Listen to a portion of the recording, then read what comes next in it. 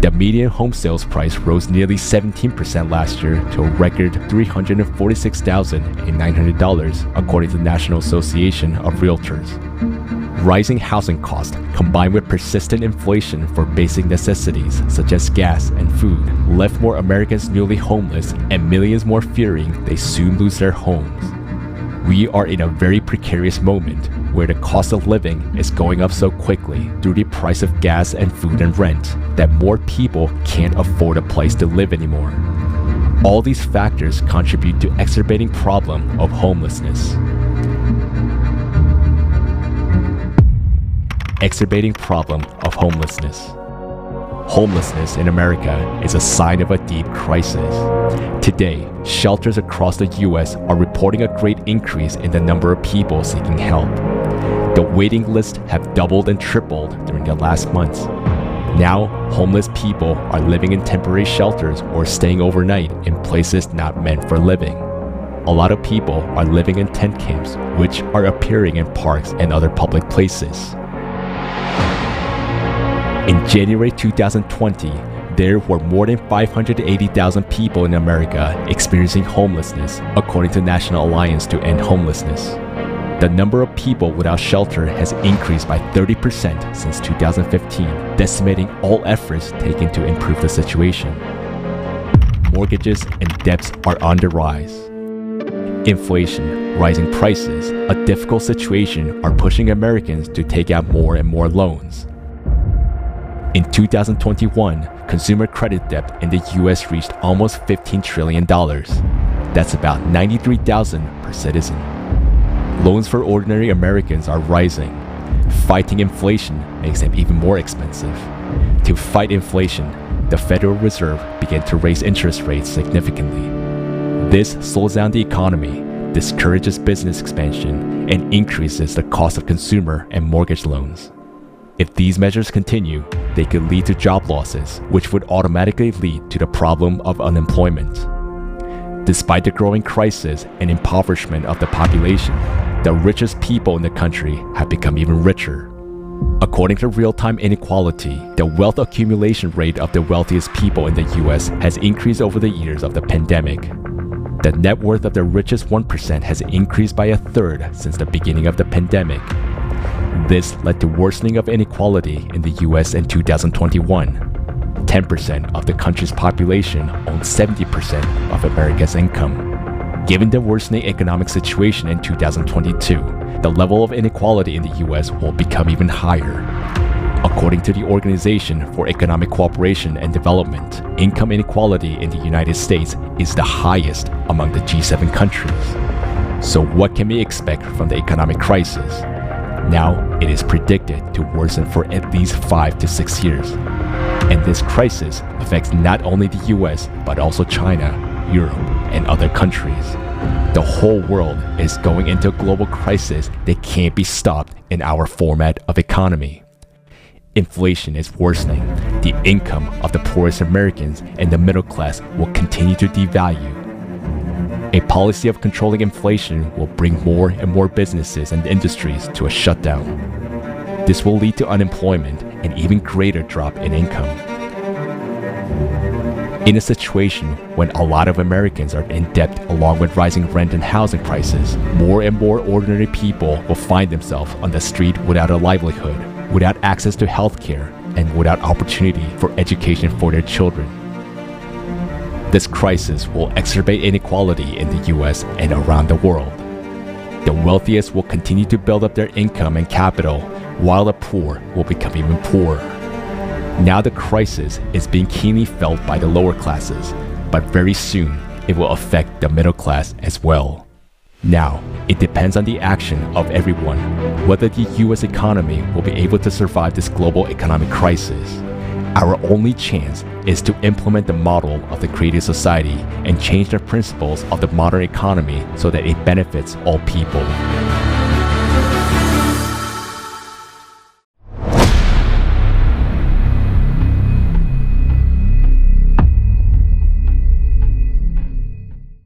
Why the child poverty rate in the United States remains one of the highest among developed countries? This is a real tragedy, and we are losing entire generation. I can believe that such a large percentage of children are in need of food and other basic necessities in our prosperous and developed country. To me, this is a very alarming sign. And the poverty has increased in the USA. It's 14.5%. In addition to that, 60 million people, or 20% of the population, are receiving food stamps or financial aid today, which is not so good compared to other developed countries. And the trend does not look optimistic. Of course. That's why I understand why the streets of California are filled with so many homeless people, including homeless children. Can you imagine what a nightmare that is? And all of us are experiencing rising food and housing prices, and many of us can't pay off credit cards. 42 million Americans missed the due date on a credit card payment. I even had to take a second job to support my family. Everyone wonders, why is this happening and who is to blame? Today, we have Tally all the way from Silicon Valley, California. As a major in business administration, Tally has studied the question of economic degradation for many years, and now we'd like to hear from him.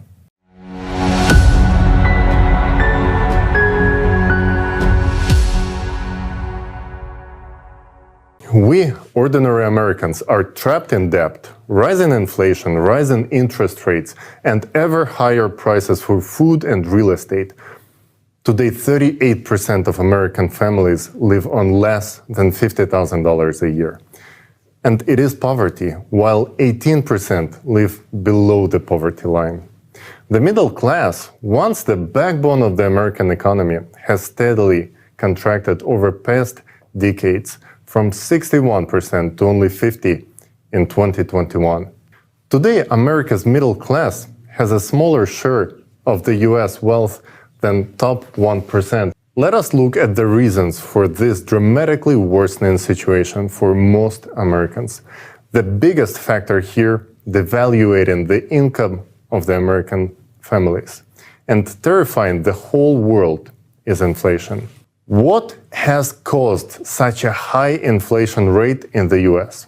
Well, the number one factor is the growth in the amount of money being printed, which outpaces the supplies of goods and services. When the world faced COVID-19 pandemic in 2020, the US economy started to fall into a crisis. Government decided to support the households and businesses during this period and allocated $5 trillion for this purpose. And this amount was simply printed by Federal Reserve System in year 2020. It equals to 20% of the whole US GDP, which was the key trigger for the inflation. The second factor was the rise in the production cost due to breakdown of the logistics in the whole world. This has led to higher prices for the most goods and services. So disruption of the supply chain due to closure of airports and borders, as well as restricted transportation, has increased the cost of many goods. And the third factor that contributed to the inflation was the model of the modern economic system. The world economy is rapidly growing and becoming globalized, so the interconnections between different countries are becoming more and more complex. The market model that once was accepted by our world is no longer doing its job and creating growing number of problems for everyone, nations, businesses, and all of us. The Great Depression showed that market economy does not do its job in pure form. For a while, with help of government regulations, this model was somewhat managing social problems and financial crisis. But then came the different era, globalization. All countries are now dependent on each other, and turbulence in one country affects the whole world. No country can individually cope with a huge number of the extreme factors affecting its economy. So we need to take a look at this new solution. How do we fix this system, and how do we create conditions for the globalized, rapid development, while we have AI developing and the global crisis threats are facing all of humankind.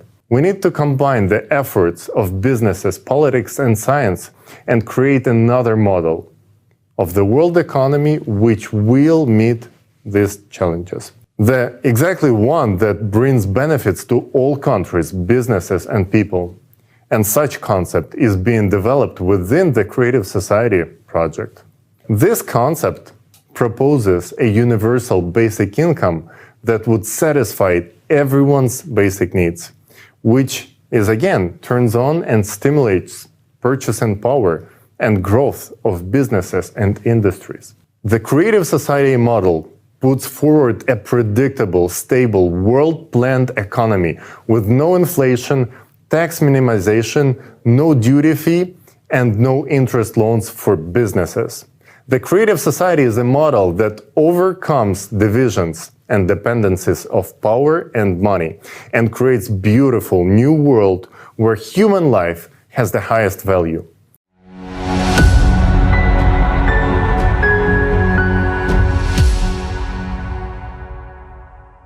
Dear friends, please share the information about the Creative Society with every single person you know. Because everything depends on you. Everything depends on our choice. Right now, we have a wonderful possibility to change our world. And only step that we need to take right now is to share the information and let every single person know about that possibility to change our world for the better.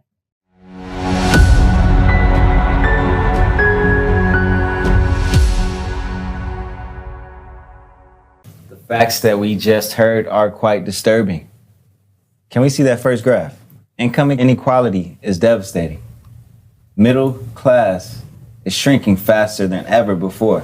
Society is polarized, and you can see how the wealth of the general population has been decreasing for decades.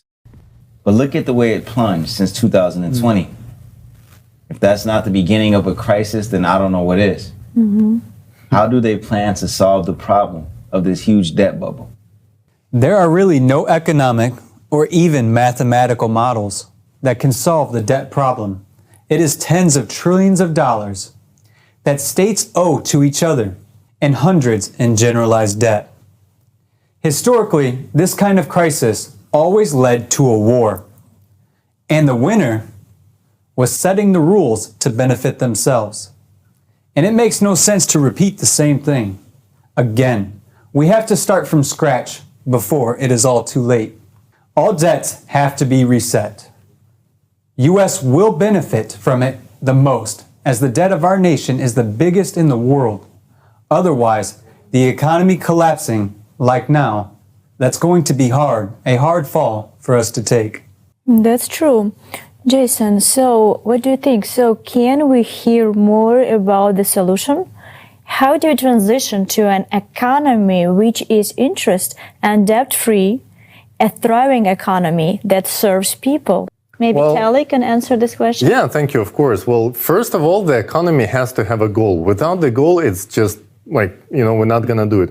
And the goal has to be simple, to provide each one of us with everything necessary for living. So basically, it is called universal basic income. And the economy has to generate wealth for all of the people. That is the only way to actually avoid mass unemployment with the introduction of automation, which is already happening. We're already witnessing it. And we can take the best practices from big international corporations and see how they operate and generating profit for their stakeholders. There is no corporation basically in the world which could do business without the plan. And even if you take a small bakery store, they cannot do business without the plan. But we somehow think that invisible hand will figure it out on the world market. That's not working, and it's proven to be a failure. So that is the only way to avoid underproduction and overproduction, to have a plan. And we know how much our ecology is suffering from overproduction, by the way, these days. So yeah, I think first of all, we have to set a realistic goal for our economy. But does a universal basic income mean that people will stop working? Good question. Yeah, that's actually a very good question. People think if we're going to have universal basic income, everybody going to stop working. But of course not. Like, for example, would you stop making music or doing your business only because you met your basic needs? No. Yeah, I think so too. Nobody would stop doing what they love just because they covered basic needs. And this is just ridiculous to even think so. People always want to do better, and better than just basic level, right? And social status is also important. So people tend to, aspire to do better. And the ability to do business and work, it is also very important. And it also has to be everyone's right, just as it is today. But we have to make the system work right for the benefit of people. Today, because of the debt slavery and fears of losing jobs and constant crisis, people are so stressed out that it is basically a constant stress, just constant basis, that many people just simply cannot handle it. And the system itself is driving people crazy.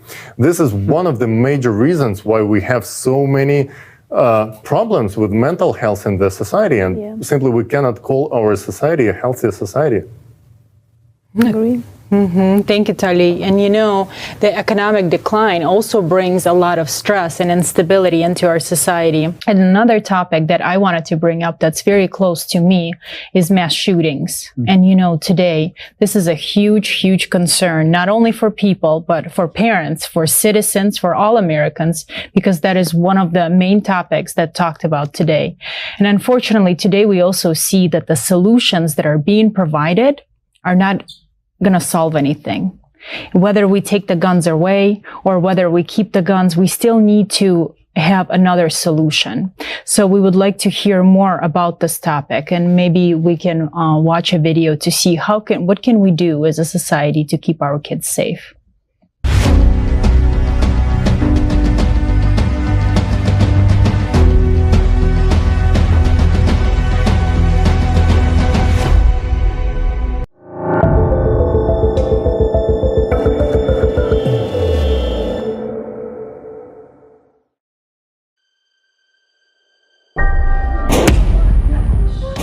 Car accidents are no longer the leading cause of death among children in the United States today.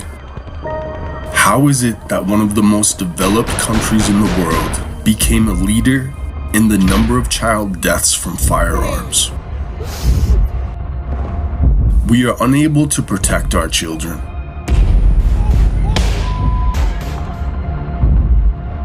From 2019 to 2020 alone, the number of such deaths increased by 33%. This number keeps rising. More than 4,300 children have died since 2020. Is it normal that no one today can be sure that their child will come home from school alive? There are about 400 million civilian-owned firearms in the United States. We already have more guns on hand than there are people in the country. And in spite of this, we still don't feel safe. There were 417 mass shootings in 2019, 611 in 2020. And last year, this number has increased to 693. In 2021, 40,000 people were shot dead. That's comparable to the population of cities like Concord in New Hampshire or Lenexa in Kansas. Every year, an entire city is shot down. We elect these or those politicians hoping that a new government will change the situation. But the number of shootings and the amount of violence is only increasing. Some people yell that free access to guns is to blame, while others say that it's our Second Amendment right. While they are butting heads with each other, our loved ones continue to die. In our consumerist society, human life is worthless. And this is why we are unable to solve this problem. Doesn't this make you wonder about our priorities as a nation? Where is our common sense? Common sense is in building the creative society in which human life is the highest value.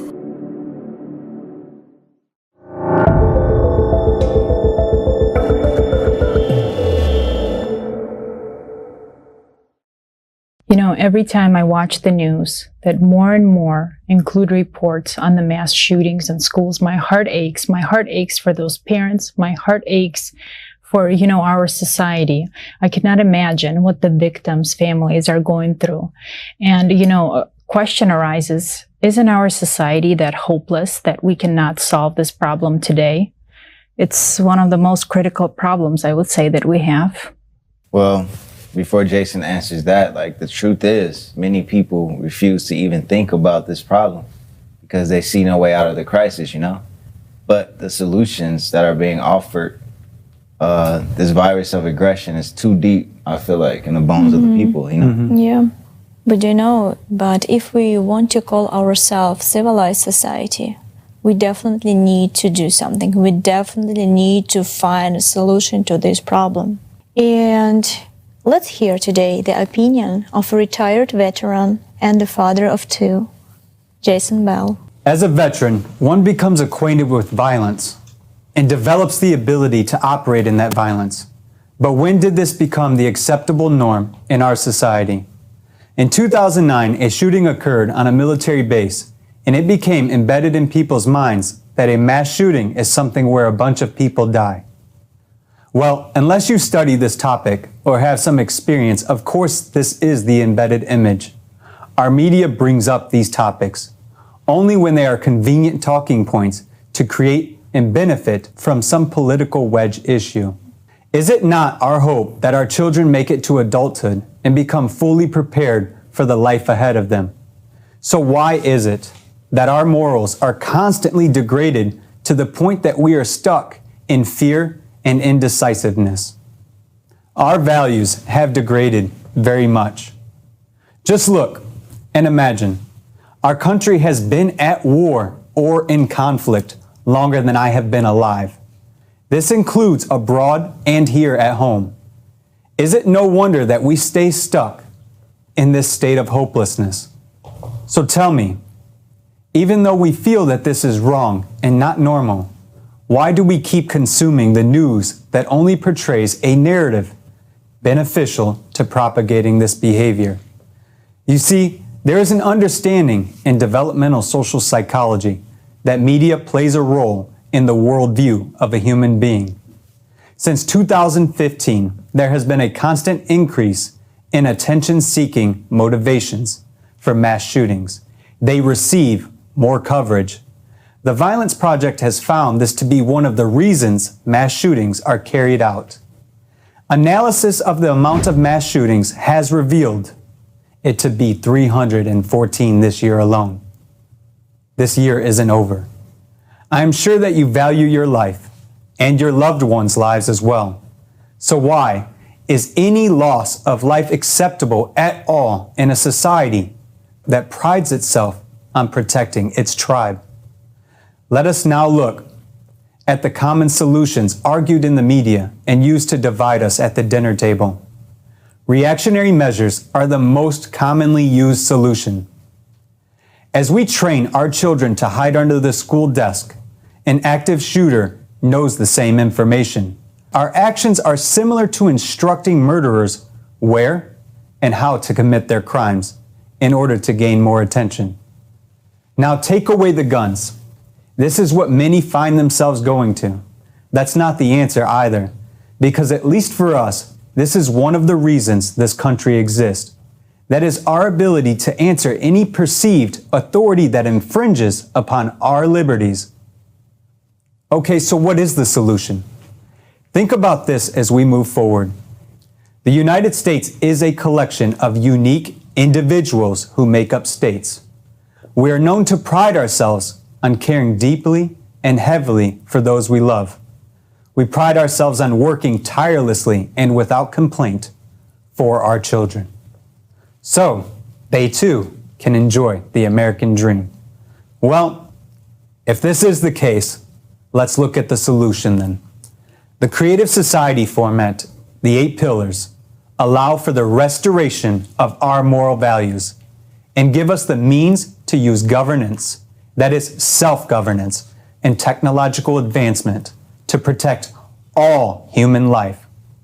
But we can't seriously answer this without being sure that we value human life, as is stated in the first pillar. Human life cannot and should not be a business. Matter of fact, pull out a quarter from your pocket or from your change jar. Are you ready? On your quarter dollar, we have e pluribus unum, and that is out of many, one. Let us return to this idea through the Creative Society format.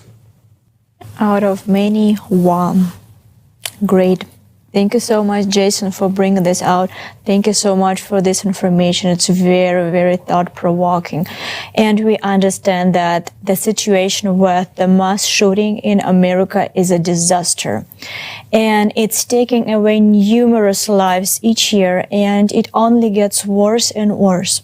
But even more lives are being taken by climate disasters now. And if with the mass shooting we still can come to our senses as a society and stop it, in the case with the climate, we have an enemy that is ruthless and takes no hostages. There is nothing we can do in the current format to prevent even more devastating losses in upcoming years. Just to show you how much of a problem this is, we have a video prepared with the statistics and the latest facts on extreme climatic events. Let's watch it together.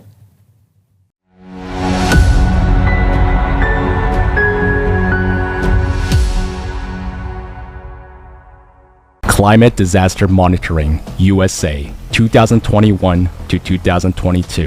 Tornadoes. Kentucky, Louisiana, Texas, South and Mid-Atlantic Eastern U.S., Iowa, Texas, Georgia, Kansas,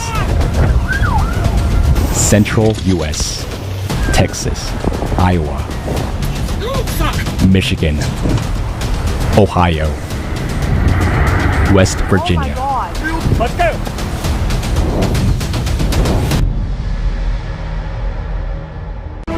According to NOAA monitoring, there has been a rapid increase in the number of tornadoes across the United States. In December, there are on average 24 tornadoes per month. But in 2021, December set an all-time record, 232 tornadoes. That's almost 10 times more than the norm. As early as March 2022, a new record was broken. On March 5th, a series of devastating tornadoes struck Iowa with abnormally high strength and the longest path of any known tornadoes at this time of the year. And already in April, a single series of tornadoes caused more than $1 billion in damage alone. This chart shows that the path of tornadoes across the land is getting longer and wider. In the near future, given such progression, the most powerful tornadoes will occur year-round, even in those areas of US where they have never happened before. Storms and hurricanes. Hurricane Ida. Central US, Southern California, South and Mid-Atlantic Eastern US, Midwest, Northeast US, Montana, Minnesota, South Dakota. According to the study, the number of powerful hurricanes has increased by 30%. Hurricane Ida intensified abnormally fast and jumped from Category 2 to a Category 4 in about 24 hours. If earlier hurricanes used to weaken after reaching the mainland, Ida maintained its strength and affected 22 states. Ida became one of the most expensive hurricanes in US history, with at least $75 billion in damage. The number of convective storms that have caused more than $1 billion in damage is growing at an unprecedented rate. Between 2000 and 2010, 34 such storms occurred, and in the next 11 years, there were already 93. Abnormal heat and drought. California, Texas, Oregon, Nevada, Utah, New Mexico, Arizona, Connecticut, Massachusetts, Oklahoma, Nebraska, Kansas. According to the U.S. Environmental Protection Agency, extreme heat waves across the country have become longer and more intense. In the United States, extreme heat is the leading cause of death from natural disasters among our citizens. Every year, the temperature anomalies increase. Today, 66% of our country suffers from drought. Moreover, 27% are the most dangerous types of drought. Since 2000, their area has grown more than fivefold. The mega drought has affected more than 2/3 of the states that are vital to the U.S. agricultural sector and support nearly half of national production. According to the current drought progression, within a few years, the U.S. territories may become completely unfit for agriculture and even for life. Abnormal rains and flash floods. Washington, Alaska, Yellowstone National Park, Montana, Virginia, Missouri, Kentucky, Death Valley National Park, California, Nevada, Texas, Mississippi.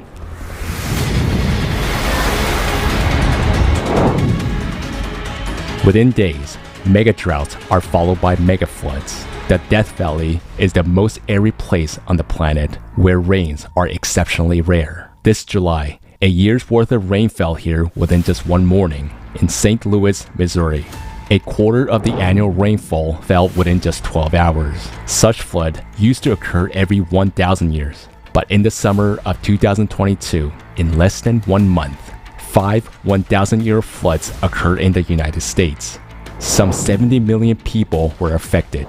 Wildfires, Marshall Fire, Colorado, Calf Canyon and Hermit's Peak Fires, New Mexico, McKinney Fire, California.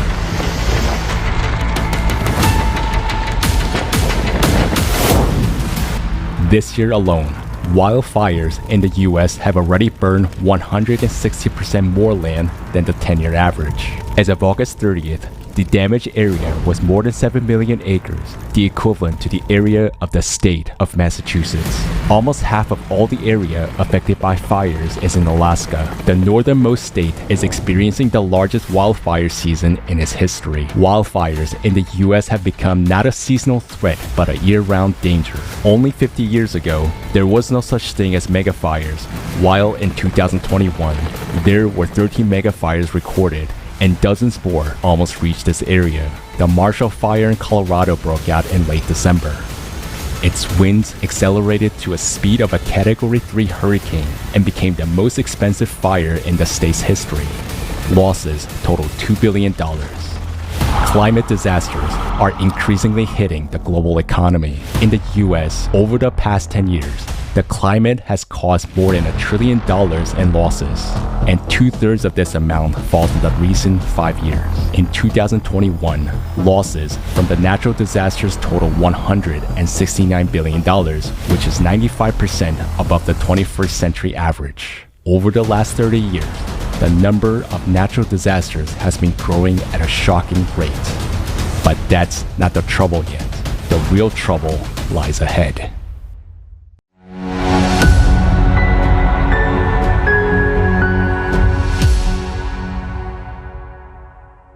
Wow, that footage is shocking, and we are in huge trouble. I had no idea that so many disasters have occurred in the United States in that short period of time. This really proves that we have a problem with the climate, and it's a much bigger problem than any of us imagine.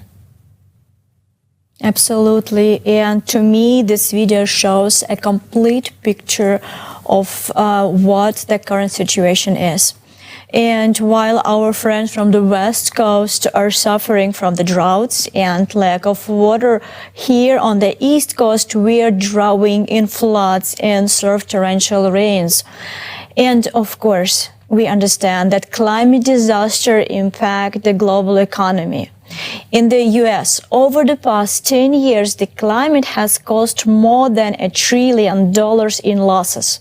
Just think about this number. If last year there were many skeptics who said this is natural warming, which has happened many times before, or there was ones that said we are fine, our region is definitely not going to be affected. Maybe last year there were many people like that, but not this year. As we have just seen, this year has revealed the real global scale of the planetary climate crisis. People have seen it with their own eyes, and many have felt how intensely this global climate crisis is actually aggravating. And right now, actually with us, we have Diana, who's an eyewitness. She witnessed the tornado that happened in Kentucky. And Diana, I would like to invite you, and so that you can share your story with us and with the viewers.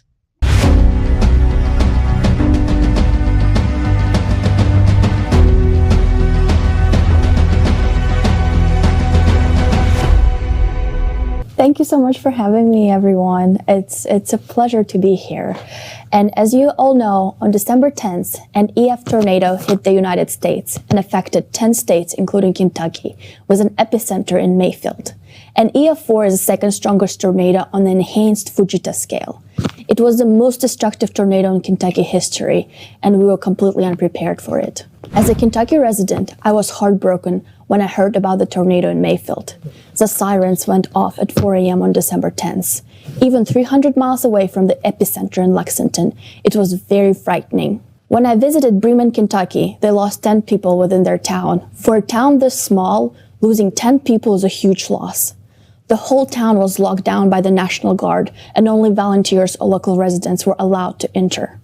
Overall, 77 Kentuckians were killed in this disaster. Even today, there are multiple people that are still missing, and a state of emergency was declared. Along with 10,000 Federal Emergency Management Agency claimed they were made. Also, 10,000 people have lost everything, and in some cases, people lost their loved ones. Some of them lost their parents, some of them lost their children, and people were completely unprepared for this type of a catastrophe. I have seen people's pain, and it's terrifying. It's hard to go through a loss of everything, along with losing your loved ones in a consumer society. People who went through the Kentucky tornado received psychiatric support at Bremen, Kentucky.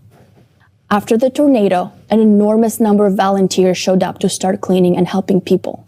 The damage that the tornado caused is hard to quantify and express, as so many human lives were lost. But this was not the end of the disasters for Kentucky. Even as 7 months later, people were still trying to get their lives back to normal.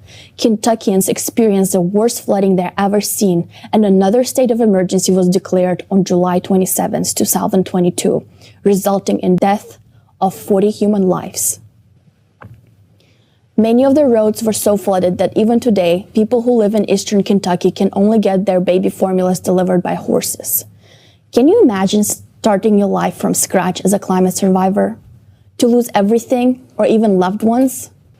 Now we see that climate disasters are gaining momentum around the world. Already millions of people are experiencing this terror from the elements, and this disaster has already come to our home, the United States. Yes, we have a lot of problems in our country right now, but we're a strong nation. Having been to the scene of a tragedy in Kentucky, I saw with my own eyes how ordinary people unselfishly help each other. Volunteers from other states brought food and first aid supplies and took the initiative to rebuild homes. It shows our people's enormous potential in humanity when we unite around one common goal. And to ensure that this terrible tragedy that happened in Kentucky is not going to be repeated anywhere else, not in the United States or anywhere else on the planet, we need to unite our potential and build the creative society. Don't you think we can do this, America? Let's become the golden standard for the world to follow. Let's build a creative society where human life is the highest value. Yes, Diana, you are right. Indeed, the situation. Thank you. Thank you for sharing that heartfelt story. It's devastating to hear that so many lives have been lost. You're right. The situation in society is definitely complicated. Many are already voicing that we are not the United States of America, but the divided states of America. But we must remember what has been making our country great through all these years. It's the people. We are America, right? Yeah. Our strength is in unity. Our uniqueness is in diversity. Americans are wonderful people, ready to lend a helping hand to each other when one is in need. You are absolutely right that we really need to change the format of the living from a consumerist dead end to the creative society.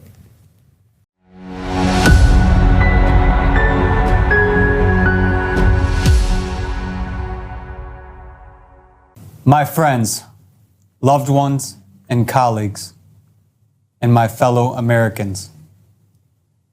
Share this conference with everyone you know. Watch it, discuss it at the dinner table, and importantly, share it on your social media platforms. Because if we don't talk about it, then how can we make a change?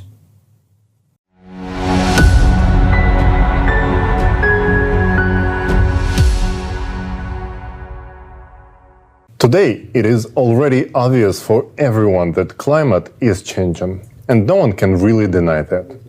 Although we are being told that this change is human-made and is caused by anthropogenic CO2 emissions. But is that really the case? Can human affect the climate that much? There has been an uneven fight against CO2 emission for almost 4 decades. They implemented new taxes, quotas trades on markets, and billions of dollars have been allocated from budgets to green projects. But the more we fought CO2, the more money we invested into this fight, the more things with climate were actually getting worse and worse. So to start with, let's understand what CO2 is and how much of it do humans emit.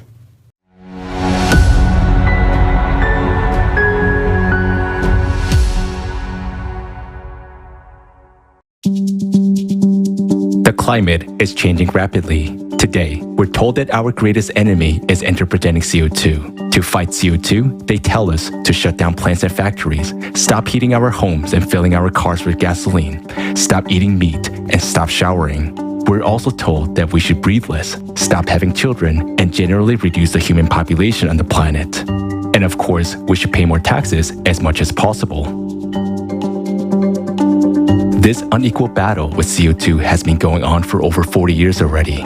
But so far, these measures have not been successful. On the contrary, from one climate conference to another, the level of CO2 in the atmosphere only continues to grow, completely ignoring all international rights and norms, as if we're paying for it to grow. Do you even know how much CO2 is actually in the atmosphere? Carbon dioxide is a trace constituent that is critically low in the atmosphere. According to the official data, the level of CO2 is 400 ppm. What does this mean? ppm means parts per million. In other words, there are 4 molecules of CO2 for every 10,000 molecules of air in the atmosphere. But we're told that these molecules trap heat coming from the Earth and warm the atmosphere. But how can 4 molecules trap heat for 10,000 other molecules in the atmosphere? How can such tiny concentration have any effect on the climate at all? Even a school student would understand that they can't. Yes, CO2 is increasing, and no one is denying that. It is known that CO2 has increased from 315 ppm to 400 ppm over the last century, which may seem like a huge increase. But in reality, this increase of atmospheric CO2 is merely 0.008% in terms of the entire atmosphere, or the addition of only 1 molecule per 10,000 other molecules in the atmosphere. Hold on a second though. It's not just humans that add CO2 to the atmosphere. There are also natural sources such as oceans, volcanoes, trees, and marshes. How much CO2 does humanity produce then? Just imagine, the whole world is being taxed for emitting only 1.3% of all CO2 in the atmosphere. How can one make sure of that? You can take the official data on anthropogenic CO2 emissions in all countries, add them up, and compare it with the CO2 content in the atmosphere. Now, the moment of truth. In 2020, over 33,000 megatons of CO2 were emitted in total in all countries, while the atmosphere contains 2.5 million megatons of CO2. That means, in reality, 98.7% of CO2 is added to the atmosphere by natural sources. Even if we stopped all the factories and plants in the world, and even if we stopped breathing, it would result in a CO2 reduction of less than 1 ppm out of 400 ppm by 2050. Meanwhile, disasters are already destroying lives and entire countries for completely different reasons. CO2, let alone humans, has no effect on warming whatsoever. If you look at the data over the past 160 years, you will see that despite all the efforts of humankind to emit more CO2, this gas could not decide whether to heat the atmosphere or to cool it. Similarly, before the industrial age, the planet heated and cooled on its own without any help from humankind. Curiously enough, during the 2020 pandemic, humankind significantly reduced its CO2 emissions. The entire world was under quarantine, plants and factories were shut down, and the air in the cities was cleared of exhaust fumes. However, the concentration of CO2 in the atmosphere continued to grow regardless of the quarantine. And this is understandable. After all, humankind adds only 1 molecule per million of other molecules in the atmosphere. The main orchestrator of atmospheric CO2 is the ocean, since about 95% of the Earth's carbon dioxide is dissolved in its waters. When the ocean cools down, it absorbs gases better, and the concentration of CO2 in the atmosphere decreases. Conversely, heat from the warming oceans is transferred to the air, and only after 11 to 12 months, there is an increase in CO2 in the atmosphere. In other words, the increase in carbon dioxide is a consequence of a heating, not its cause. And humanity has nothing to do with this process, nor does it have anything to do with climate change. But if CO2 increases naturally, it must intensify the greenhouse effect anyway, right? That is absolutely not the case. The most important greenhouse gas is water vapor, whose content in the atmosphere is 50 to 100 times more than all the CO2, and is water vapor that creates up to 95% of the greenhouse effect.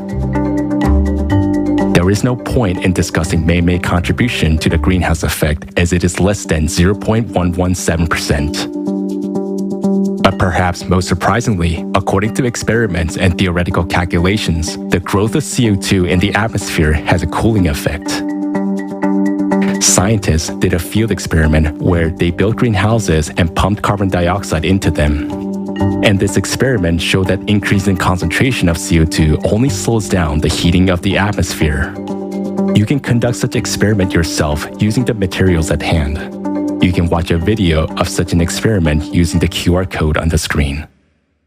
Now, we know that atmospheric CO2 concentrations is so tiny that not only does it not heat up the atmosphere, but on the contrary, it cools it down. Anthropogenic CO2 emissions are negligible and are not able to affect the climate in any way. And another question remains, why are natural sources emitting more and more CO2 today? Ice cores from the last pre-industrial 100,000 years, when there were no cars or factories, contained CO2 concentration that were well over today's 400 ppm, for example, between 700 and 2,500 ppm. For some unknown reasons, however, these data began to disappear from the articles in 1985, which strangely coincided with the establishment of the Advisory Group on Greenhouse Gases that later became the Intergovernmental Panel on Climate Change. But then, another reasonable question arises. What can cause such a significant increase in CO2 if humans are not to blame? Our planet is currently going through a period of global climate catastrophes occurring cyclically every 12,000 years.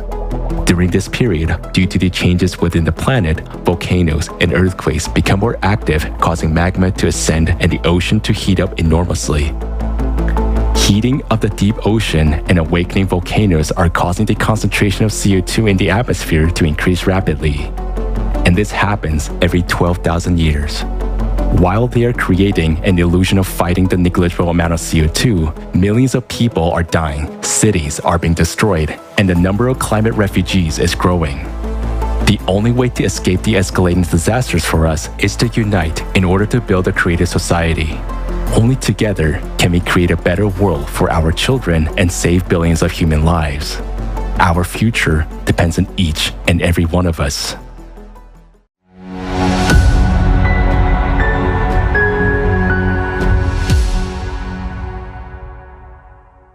This actually might be quite shocking to many.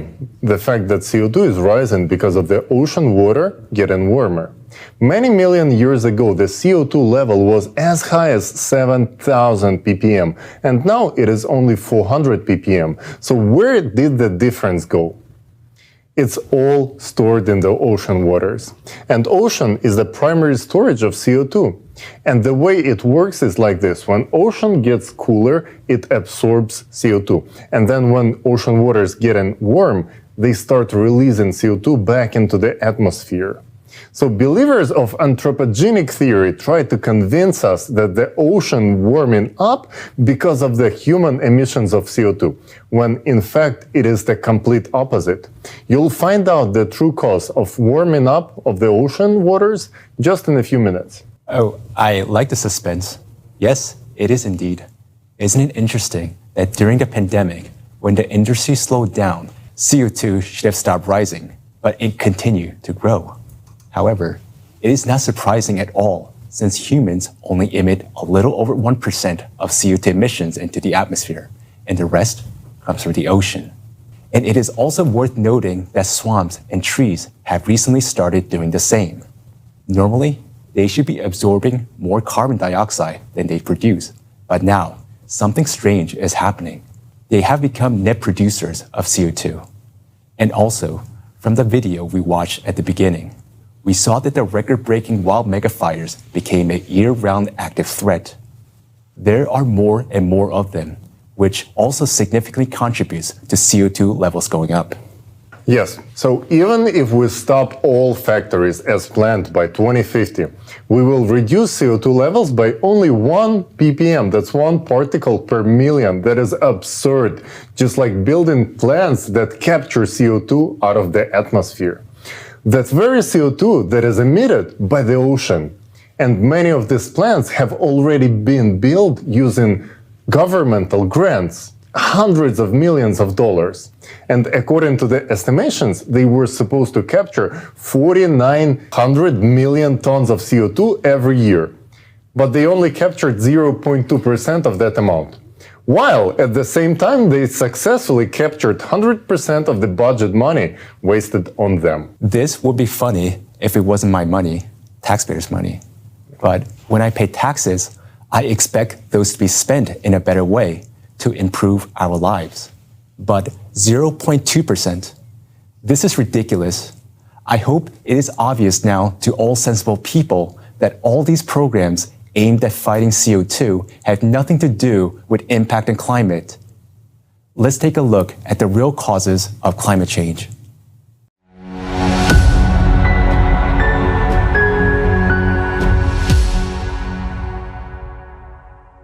One of the well-known signs of global warming is the melting of glaciers. It is no longer a secret that glaciers melt from the bottom up. But why is it happening this way? Let's take a look.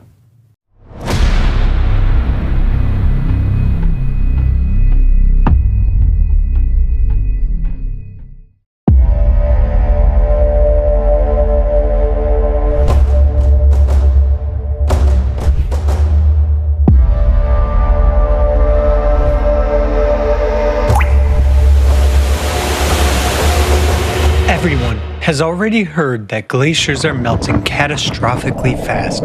But have you heard about how exactly they are melting? 90% of all glaciers on the planet are located in Antarctica, where they are disappearing the fastest. What is striking is that this is taking place solely in the western part of Antarctica, whereas in the east, record-breaking cold temperatures are being recorded. A logical question arises: why is Antarctica melting only on one side? And the answer is quite simple. West Antarctica has a totally different geology. It consists of thin blocks of the Earth's crust that are separated from each other by large tectonic faults, rift zones. And in these zones, greater amounts of heat are released. For example, scientists from Germany and the British Antarctic Survey mapped the geothermal heat flow in West Antarctica using data from aeromagnetic observations beneath the Thwaites Glacier. They discovered an area where a huge amount of heat comes from the Earth's bowels. According to scientists, this is due to the fact that the glacier lies in a tectonic trench where the Earth's crust is much thinner. West Antarctica is one of the largest volcanic regions on Earth. There are more than 140 volcanoes sleeping under the ice, and they are now much more active than the scientific community previously believed. A team of researchers from the University of Rhode Island discovered a new factor in the rapid melting of the Pine Island Glacier in Antarctica. It's an earlier unidentified active volcano buried deep beneath the ice. Evidence of volcanism was indicated by high concentrations of the helium isotope, which comes exclusively from the Earth's mantle. According to Professor Karen Haywood, geothermal heat from the West Antarctic Rift warms the ocean water. This in turn leads to the acceleration of ice sheet melting. Thus, it is the geothermal heat from volcanoes that is contributing to the rapid melting of the Antarctic ice sheet, not global warming at all. But why are there so many volcanoes under the ice of Antarctica? NASA experts have found out the reason based on data from NASA's IceSat and IceBridge satellites. They have concluded that under the surface of West Antarctica, there is a large mantle plume that is a flow of red-hot magma which rises and expands beneath the Earth's crust. According to the scientists' calculations, this area is warming with almost the same intensity as the Yellowstone supervolcano. The heat flux measures 150 milliwatts per square meter, reaching 180 in the rift areas. This is about 3 times as much heat as the adjacent rock layers receive. Thus, all indications are that glaciers in Antarctica are melting not at all due to anthropogenic factors, but due to the volcanic heat.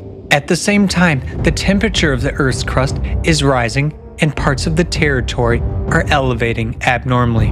Why does the scientific community ignore the connection between all these phenomena? Equally intense ice melting is also taking place on another part of the planet, in Greenland. Research conducted in October 2020 showed that Greenland's ice is now melting faster than ever before in the past 12,000 years. In 2019 alone, Greenland's ice sheet lost the most ice in recorded history, 600 billion tons. It is also surprising that giant lakes appear under the surface of the glacier, which is actually 1.5 kilometers thick. As of today, we already know about 6 dozen subglacial lakes of Greenland. The temperature of the ice surrounding them is around minus 28 degrees Celsius. But these lakes do not freeze. Why? Several research groups of scientists joined in the effort to find an answer to this very question. They discovered the fact that under Greenland, just as under Antarctica, there is a mantle plume. Geothermal flows coming from its bowels cause formation of subglacial lakes and melting of glaciers. Using gravitational research, a team of American scientists led by Professor Ralph von Friese estimated the thickness of Greenland's crust. Active melting of glaciers has been observed in the northern part of the island, where the crust is thinner and an increased geothermal flow due to the rising mantle plume has been detected. Using seismic tomography data, scientists from an interdisciplinary team at the Schmidt Institute of Physics of the Earth saw that the flow of magma rises from the center of the core to the Earth's surface right beneath the central part of Greenland. This is where the largest number of subglacial lakes are located. The scientists have calculated the theoretical heat flux corresponding to this magma chamber and found that this heat is sufficient to warm the base of the glacier up to the melting point of the ice. These same results have been confirmed by similar studies using machine learning technology. That the world's 2 largest glacial regions, Antarctica and Greenland, are melting because of increased geothermal flows coming from the interior of the planet. But what is intensifying them? Mantle plumes have been beneath the glaciers for millions of years, but it is today that their magma rises closer to the Earth's surface and causes increased heating of the Earth's crust from the inside. This indicates that abnormal processes are starting to occur in the bowels of the Earth. in its very core.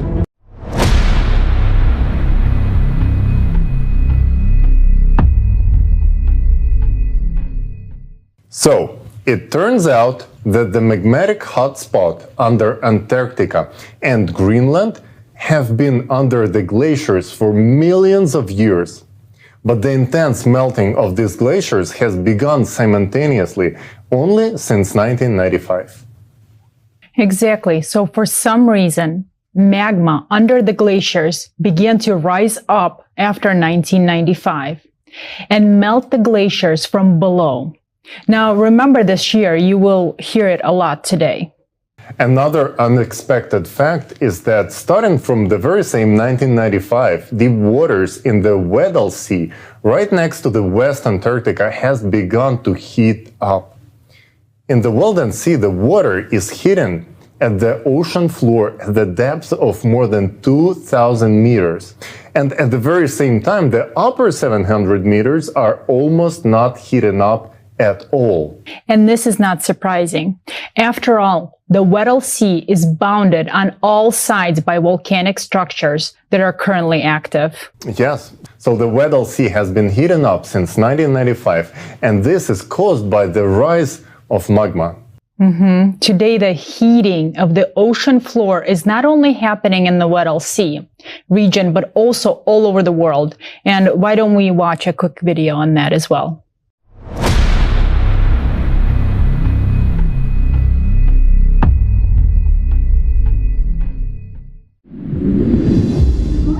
The ocean is the source of life for the entire planet, and for us, humans. But it ceases to be the source of life. It is about to become the source of our death. Just think about it. Ocean warming has increased by 450% in just 30 years. According to scientific estimations, for the ocean to heat up at today's rate, it would take as much energy as would be released if 7 atomic bombs dropped on Hiroshima would explode every second for a year. The direst fact is that the ocean is heating not only on the surface, but also at depth. A team of US researchers has found that the average depths of the ocean warmed 15 times faster over the past 60 years than they had been warming over the previous 10,000 years. And this progression is accelerating every year.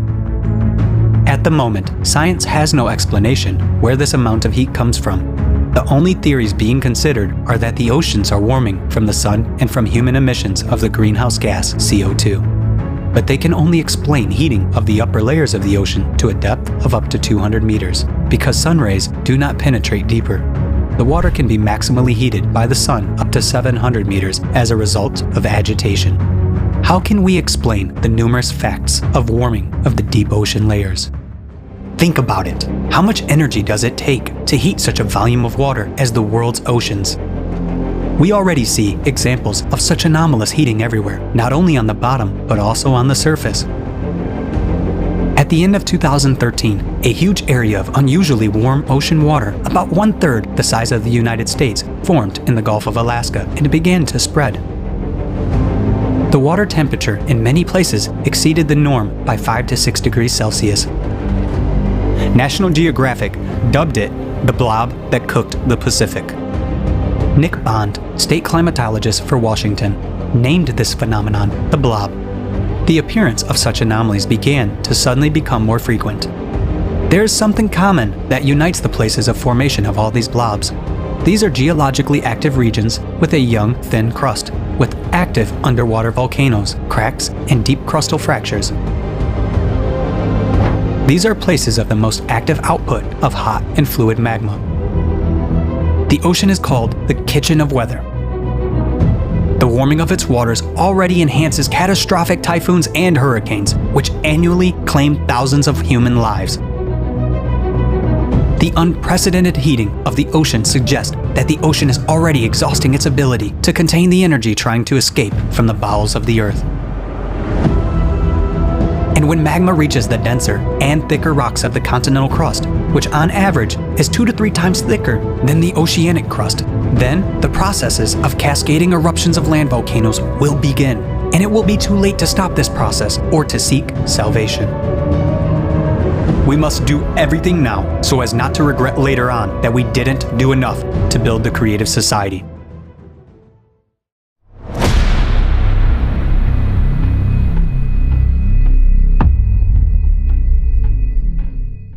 The way that the ocean hits at the bottom is truly shocking. It is important to note that the thermal anomalies in the ocean started to appear more frequently after 1995. So what happened in 1995, you're going to ask? It is well known that since 1995, the magnetic North Pole began to shift rapidly with an increasing speed, which eventually became 4 times greater than usual. In 1995, simultaneously with the displacement of magnetic pole, the planet's axis of rotation began to move rapidly, 17 times faster than before. At the same time, there was registered one of the stages of unprecedented leap-like acceleration of the planet's rotation. You can see it on the graph of shortening of the day length. Yellow lines indicate how quickly the day begins to shorten, and the red arrow marks the stage in 1995. And judging by the trends, the speed of the planet's rotation will only keep accelerating. And all these changes are related to the changes in the rotation of the planet's core, because it is the core that generates that magnetic field and affects the rotation speed of the planet. Now, let's see what has been happening to the planet's core and what has happened after 1995.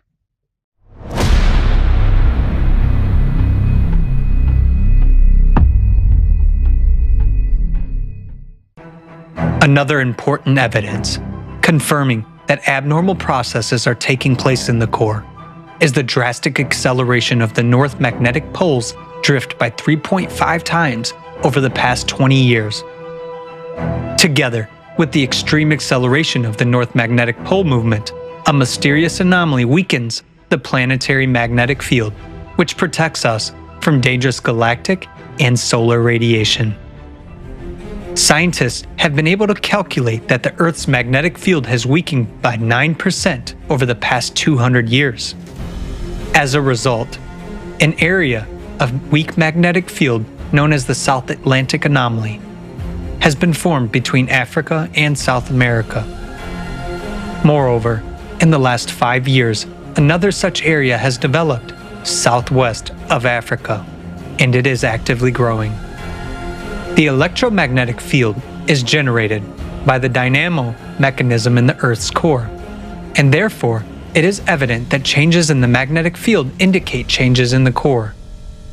Another proof of the anomalous behavior of the Earth's core is the appearance of a powerful neutrino emission from the bowels of the Earth, which was also registered in the year 2015. An even more anomalous event occurred in the year 1998.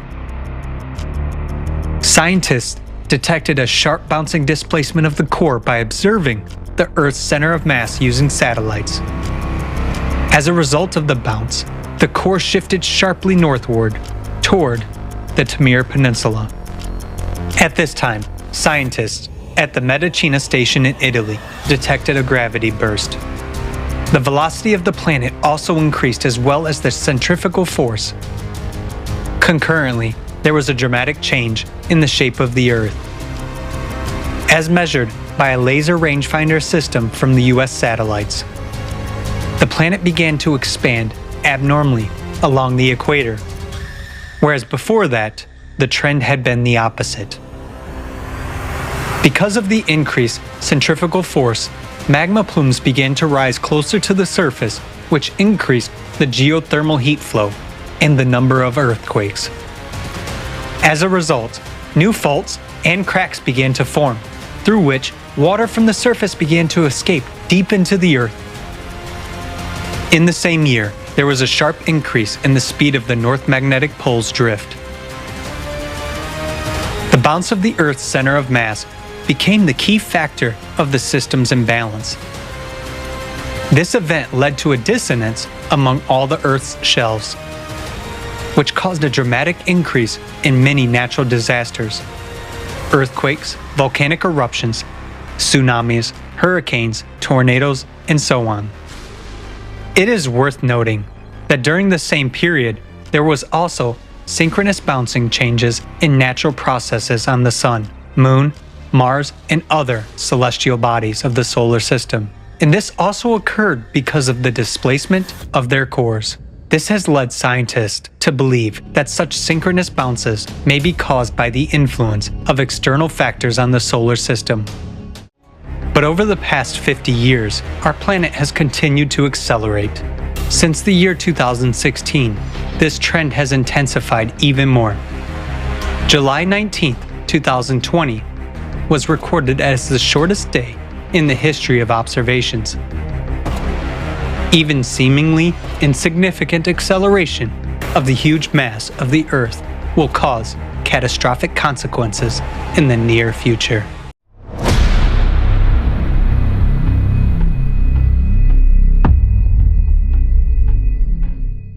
In 1998, there was another shift of the core. Such catastrophic changes in the core lead to acceleration of the planet's rotation and deformation of the Earth's crust. It is important to note that the number of earthquakes at the ocean's floor began to grow precisely because of this. Professor Arthur Vitorino of the Maryland Institute has discovered unprecedented increase in seismic activity along the border lines of thin oceanic plates in the middle of the oceans that began in the very same 1995. The map on the right side of the screen shows where exactly this activity is increasing, and the graph on the other side of the screen is showing the spike in the earthquakes in 1995. We are all intelligent people and we clearly understand that these changes are not caused by humans' influence. Humanity could not influence seismic activity on the ocean floor. Yes, and there is also no way that humans could affect the shift of the magnetic pole or rotation axis of the planet, and let alone bouncing of the core. But besides the increase in the number of earthquakes at the ocean floor, the number, magnitude, and intensity of earthquakes on land is increasing all over the world. And the most frightening thing is that the number of deep focused earthquakes is increasing. So let's also watch a video about that.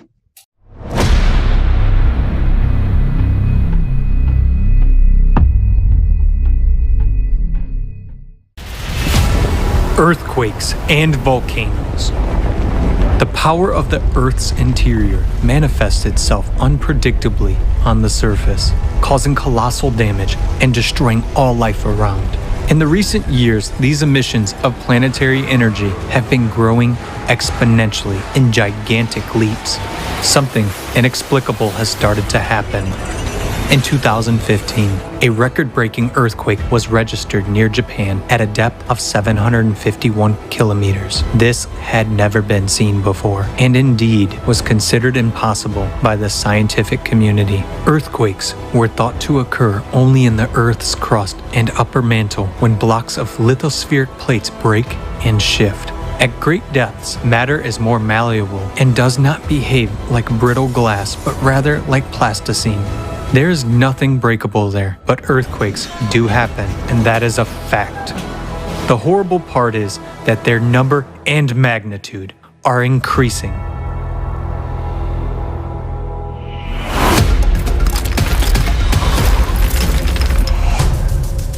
Earthquakes are not only becoming deeper, but they are also getting closer to the surface, which means they are becoming more destructive.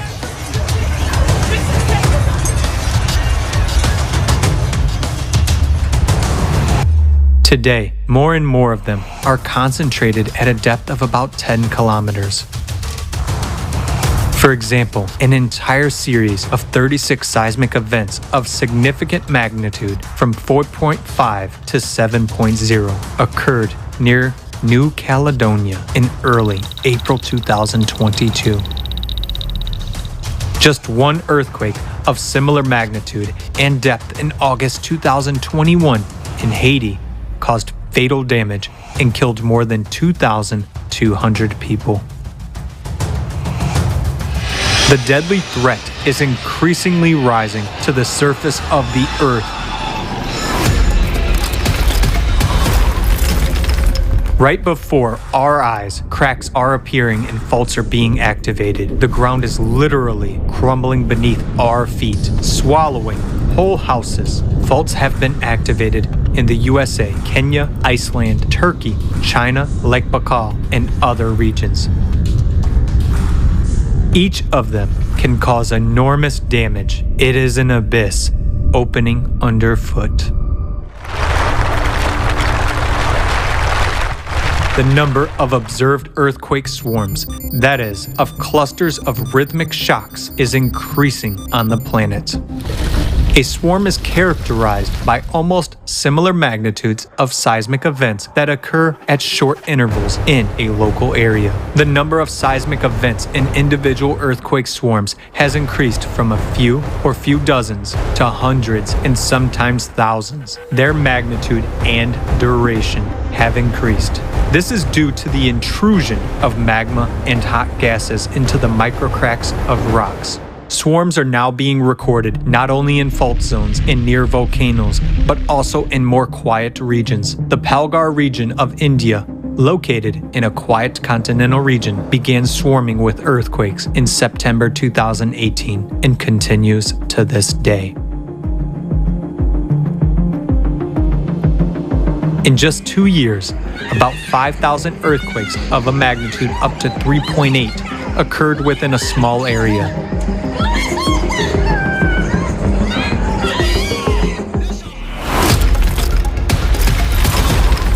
And what has been happening since August 2020 and the Bronzefield Strait off of Antarctica has been described by scientists as a huge magma intrusion.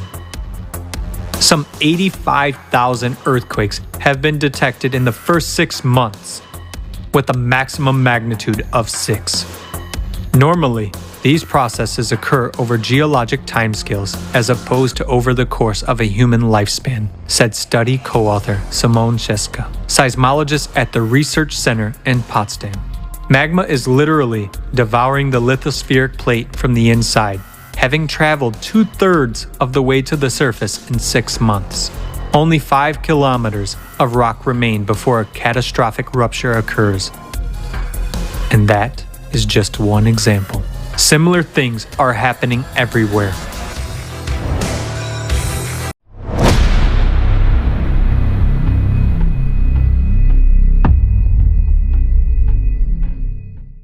Note that 85,000 earthquakes have occurred right off the coast of West Antarctica, where the Weddell Sea is heating up.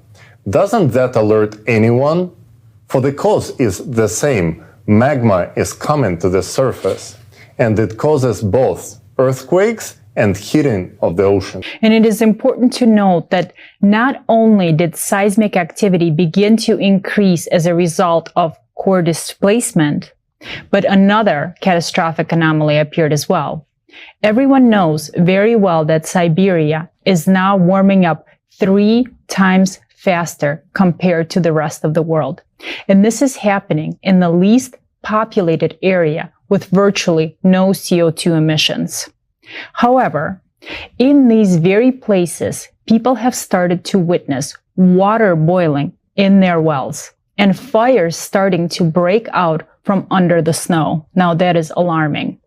And look at the trajectory of the direction of the core shift. If you looked at the projection from where the core shifted, it is under West Antarctica towards Siberia. That means the shifting of the core caused 2 waves of magma to rise from the Earth's inside in opposite directions, intensifying the rise of magma, which began in 1995. However, the rise of magma occurs not only in Siberia and West Antarctica. Let's watch a video about that.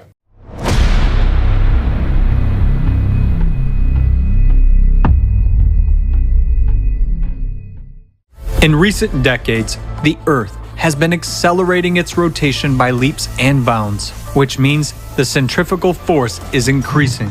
As a result, at the equator, the planet is expanding and increasing in volume. This causes the Earth's crust to crack and geological faults to activate.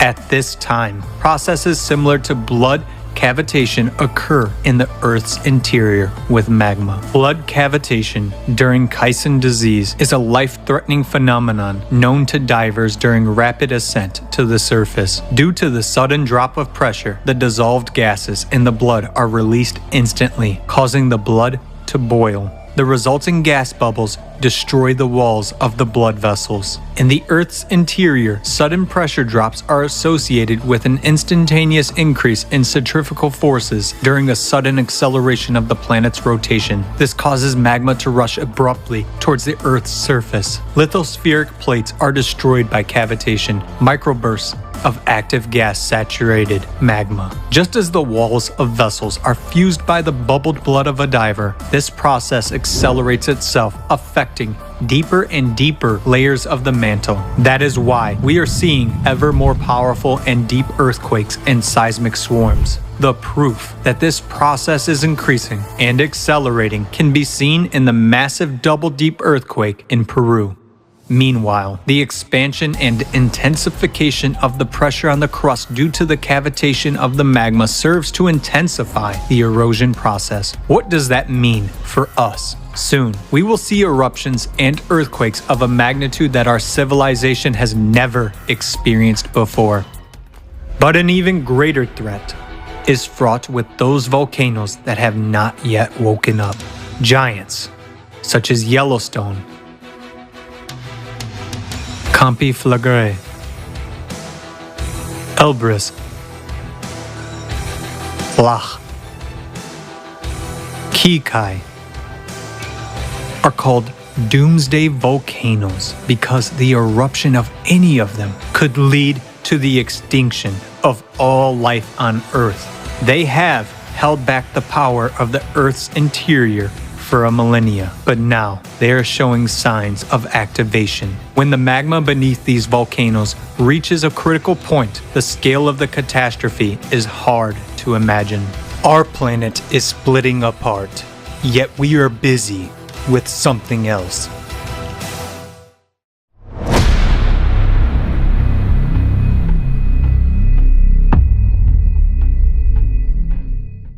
The acceleration of centrifugal forces and the shifts of the core begin to push magma sharply to the surface.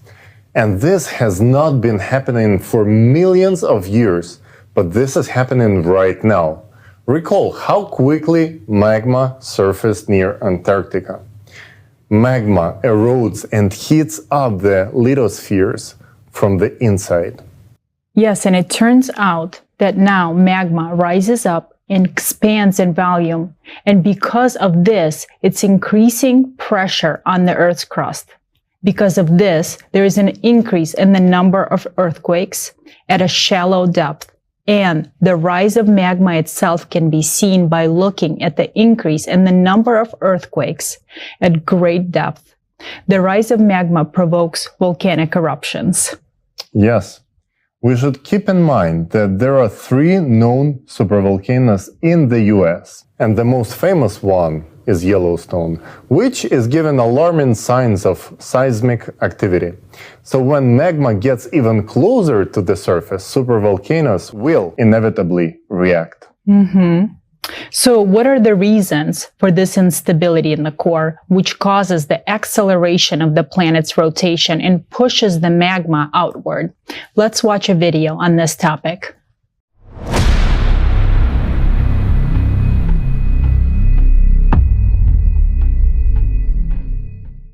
The cycle of terrible cataclysms, which the Earth now has to go through, occurs on the planet every 12,000 years, and it has been described by various researchers in many scientific works and books.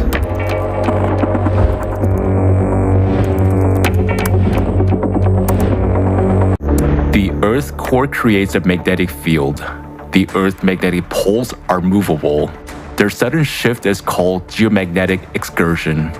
and note in which time intervals such excursions took place over the last 120,000 years. The interval between them is approximately 12 to 13,000 years. It is shocking that at the same time, there were sharp rises in world sea level, glaciation, and the strongest volcanic eruptions. Each time during such excursions, the magnetic field of the Earth became 8 to 10 times weaker, and this led to an increase in the flux of cosmic radiation. Douglas Vogt, geologist, has analyzed the carbon-14 dating of sediments. The data obtained irrefutably prove that glacial periods have cyclicity of about 12,000 years. You have the Earth's magnetic field reverses, and immediately after that, you have the Ice Age. The reason why the Earth's magnetic field reverses is because of this clock cycle. And also geologists recorded that over the past 2 million years, simultaneously with the glacial periods and polar inversions, there was an increase in volcanic activity. Another proof of the 12,000-year cycle was the eruption of the Toba volcano 72 to 74,000 years ago, and that humanity passed through a so-called bottleneck. In other words, it was one step away from extinction.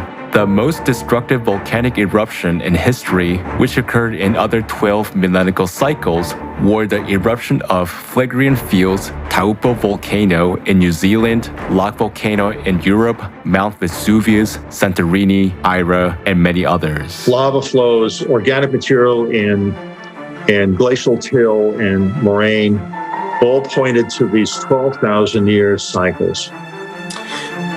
Even with the standard deviation in carbon-14 dating, it's obviously that's what's happening. How? Catastrophic volcanic eruptions.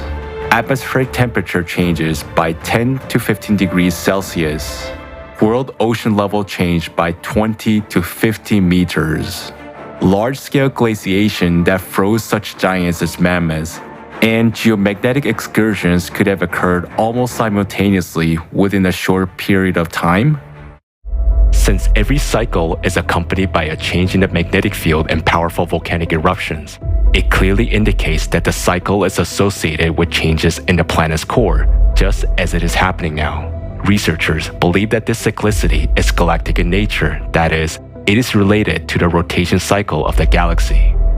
Every 12,000 years, radiation from the center of the universe affects the solar system and even influences the sun.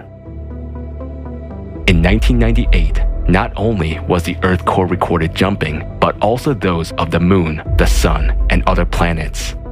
In recent decades, scientists began to record drastic climate changes on all planets and satellites of the solar system, an increase in the number of giant storms and hurricanes, abnormal temperatures, an increase in volcanic and seismic activity. Now, an increased flux of cosmic radiation due to low activity of the sun is detected on Earth. Scientists have found evidence that a similar bombardment by cosmic rays occurred 12,500 years ago. In addition, every 12,000 years, an unknown flow of violent cosmic energy from the center of the universe comes to our planet. This high-energy impact occurs at the micro level and has enormous potential to trigger a shift of the planet's core. Galactic radiation disrupts the life cycles of the biosphere. Trees begin to massively emit more carbon dioxide, whereas swamps emit compounds of deadly gases. This time, Earth may become another dead planet, just like Mars. The planet's immune system is now destroyed by the toxin that our technogenic civilization has excreted. The planet's diseased organism might not survive the enormous stresses which cyclicity creates every 12,000 years. Every 24,000 years, disasters are even more devastating since the solar system gets closer to the radiation from the center of the universe. We're now getting into the point of the near interaction. The planet is living its last years, and so are we, if we remain idle.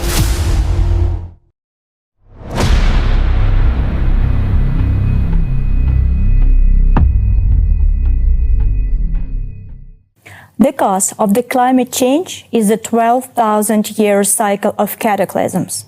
As you could see in the video, this cycle is clearly visible in the geological evidence. But this time, we are in a much worse shape than in the most recent cycle.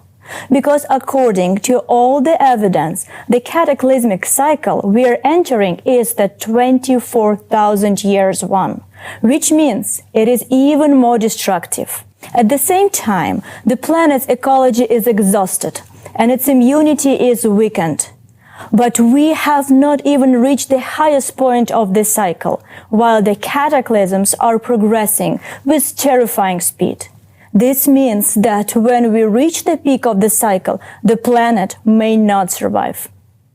Note again that climate change is now occurring on other planets of solar system as well, and humans have absolutely no influence on it. Based on this fact, we understand that this is an external influence. This is some kind of radioactive influence. And every 24,000 years, cycle has a stronger impact on our planet. It is this radiation that sets the cyclicity of cataclysms and affects the core of the planet.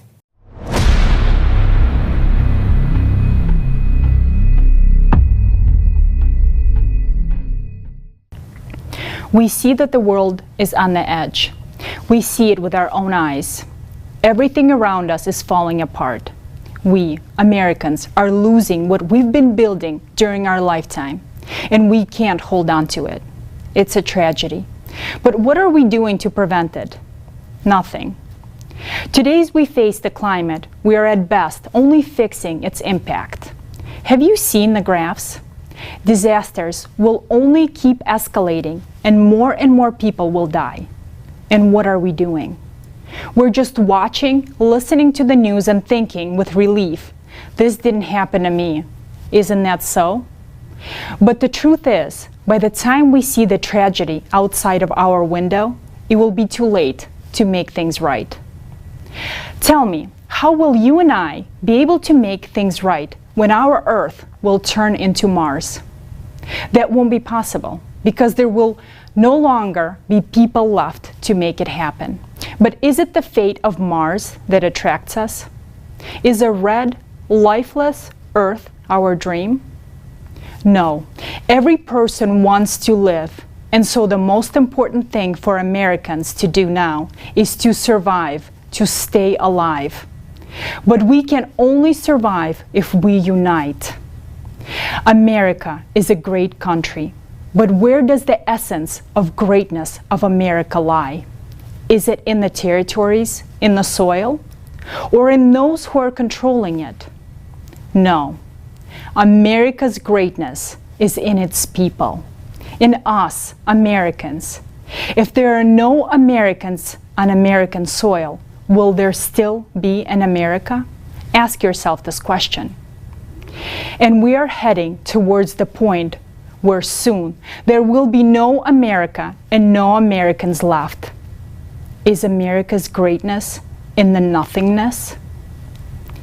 America means Americans first and foremost. But a true American is the one who always stands up, not only for himself, but for the whole world. The one who seeks to save the whole world. So after all of these facts, any reasonable person would ask, what should I do? And we know what to do. We need to build a creative society. Our only chance of survival is to build the creative society, not just in America, but all over the world. After all, it is impossible to save a particular individual country when the whole world is collapsing. We Americans must set an example to the world and unite, forgetting all strife. Gone are the times of strife, conflicts, wars, personal gain and clan ambitions, and all the other things like that. These times are over. Yes, things are still progressing by inertia, but at this rate soon there will be no one left. So in order for us to save our lives, we will need to change. All people need to start living with a clean slate, to forget, forgive, and never again remember all the things that have divided us, all the things that have hindered us. we have explored many options, and nothing but the creative society can save us. Any other path leads us to certain death. Only in the creative society can we bring together the scientific potential and find an escape from the climate threat. The creative society is the best possible solution for people.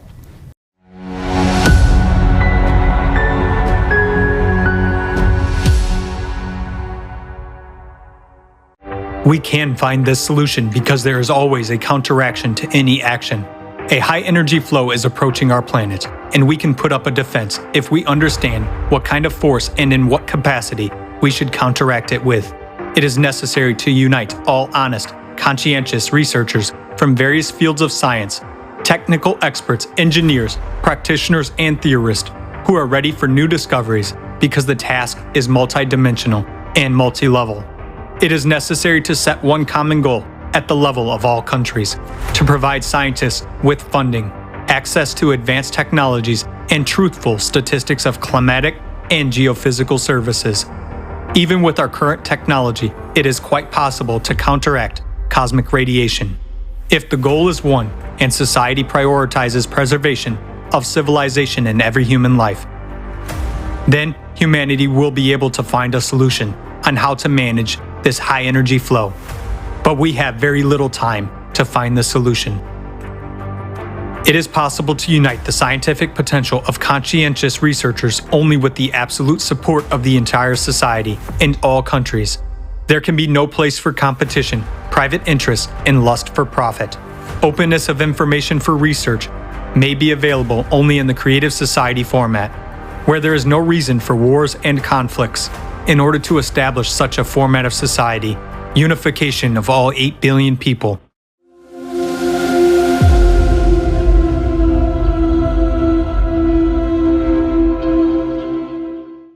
Thank you, Olga and Tali. Today, we heard the real picture of true causes of climate change on our planet. This information is publicly available on our platform, creativesociety.com. You can analyze and study it in depth for yourself. Today, we touch only a little bit on the causes of climate change. We do have a more detailed report on the dynamic of climate disaster and the rate at which they are escalating and progressing.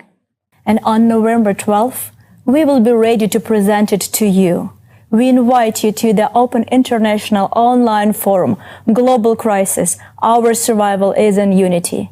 It is a large-scale and unprecedented event organized thanks to the unification of millions of people from 180 countries on the platform of Creative Society Project with simultaneous interpreting into 150 languages. It will be broadcasted on tens of thousands of channels of social and media platforms, TV and radio stations around the world. The event has been initiated and it's being implemented on a volunteer basis by people's own efforts and resources. Organizers of the forum are volunteers from 180 countries. All participants of the forum, including professionals, scientists, and experts, act on the volunteer basis. At this forum, you will learn the truth about the scale and causes of all global crises that our society is facing now worldwide, and the impending disasters of the planetary scale. But most importantly, you will be presented with the practical solutions to solve all of these crises through building the creative society. That's really great news. Every human that cares about their own well-being and lives of their close ones should join in and share this information with as many people as possible. Because this is life-saving information that is essential for humanity to be aware of, so we all together could make a right decision.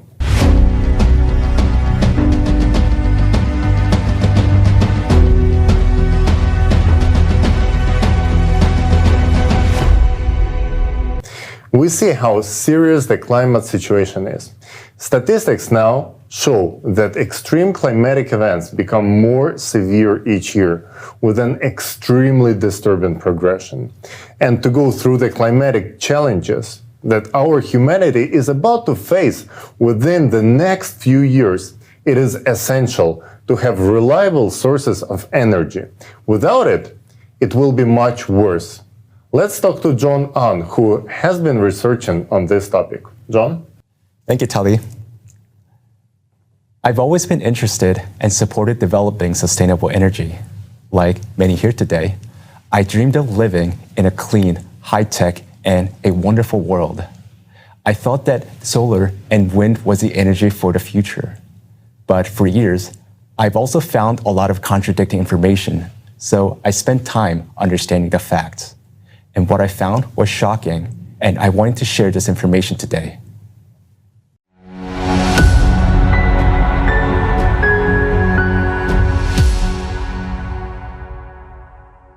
Today, everyone is concerned about climate change. Big climate conferences are being held where leaders of countries, scientists, and representatives of corporations are looking for solutions together. It seems that the problem is about to be permanently solved. We will all tighten our belts and switch to renewable sources.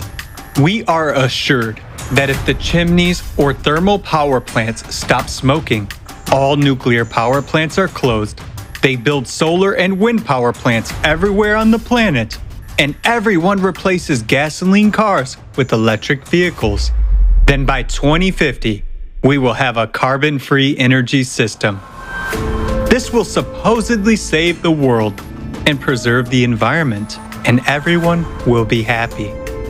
Therefore, it is suggested that all the best minds and resources of humanity are directed to the development of green technologies. But what are we missing? Will it really save us? With all this, aren't we losing the most valuable things? Time and opportunities. So let us figure it out together, step by step. Today, renewable sources make up about 21% of total energy in the United States. Land footprint of energy systems displaces natural ecosystems, leads to land degradation, and creates trade-off for food production. The so-called green energy requires at least 50 times more land than the conventional power sources to generate the same amount of energy. Currently, solar and wind generate 13% of electricity in the US, and for now, occupy a relatively small area. However, Princeton University studies showed that if 98% of electricity is generated from solar and wind, land footprint will increase by more than 35 times, and this would be taken from the land that feeds us. The green energy requires at least 10 times more materials than conventional power sources. All this continues to contribute to the depletion and pollution of the planet. Solar panels. In the year 2021, a new solar project was installed about every 60 seconds. Manufacturers project the service life of these panels to be 20 to 25 years. But recent studies have shown that the performance of solar panels is much lower than declared. Moreover, their efficiency degrades every year. As a result, they have to be replaced much earlier, therefore creating more waste than originally expected. Currently, there are no disposal regulations for solar panels in the United States. Most of the solar panel wastes are either exported to third world countries or sent to landfills because it is 10 times cheaper to dispose than to recycle. Thus, by 2035, the discarded panels are expected to outweigh the new units by 2.5 times. Note that the waste from solar panels is 300 times more toxic than nuclear waste. It contains heavy metals such as lead, cadmium, and mercury. These metals can leach out and get into the groundwater to impact human health. As you can see, this only makes the environmental situation worse, and this is just the tip of an iceberg that we have to look into deeper. So, what's wrong with wind farms? Observations have shown that wind turbines alter local climate. A recent study from Harvard University showed that if all U.S. electricity were generated by wind turbines, it would cause a warming of 0.43 degrees Fahrenheit in the continental United States. This is even higher than the average temperature increase on our planet in recent decades. Wind turbines also generate low-frequency noise, which poses health risks to nearby residents. Adverse effects include sleep disturbance, headaches, and cardiac arrhythmia. Moreover, wind turbines are annually killing millions of bats and birds, including slow reproducing species, which negatively affects the ecosystem. At that, we are not even talking about their maintenance, which implies building special purpose vessels, expensive utility high-rises, and constant replacement of blades. Just one wind farm during its lifetime requires more than 350 tons of lubricants, which is equal to 6 railroad tank cars, which are, by the way, also produced from non-renewable resources of the planet. Just think about it. The size of the blades can be as big as the length of a soccer field. And do you know what they are made of? That's right, of that very plastic that we continue to struggle with so unsuccessfully around the world because of their gigantic size and hazardous chemical composition. They can't be recycled. So the classic solution is that the blades are taken to landfills and covered with soil. It is expected that the amount of waste from wind turbines will increase by 20 times by 2050. After all that, do you still think wind power is environmentally friendly? Electric cars are considered to be a part of the solution to the green energy transition, but electric vehicles, because of their batteries, require more materials, especially metals. Lithium and cobalt, which are required for electric vehicles, are not used in gasoline cars. By 2030, 300 million electric vehicles are expected to be on the road. So, to estimate the global impact, let's look at the numbers. The amount of fresh water required to mine lithium and cobalt for all those electrical vehicles would equal 750 billion gallons, an amount equivalent to more than 12 years of drinking water supply for the entire US population. And this happens at a time when we are experiencing a shortage of drinking water on the planet. Also, the energy required to mine lithium and cobalt for all these electrical vehicles is equivalent to the annual energy consumption of all the US residents. Moreover, in order to produce cobalt, child labor is being exploited in the Congo underground mines. These innovations are being implemented to supposedly allow us to breathe clean air. All this impact on our society and environment will only worsen over the years. Is this new technology sustainable and environmentally friendly? To summarize, considering all of the above information, we should answer the following questions together. Should we continue to actively develop alternative energy technology if it has so many disadvantages? Is it beneficial for us today, or should we put our efforts to find a more effective solution?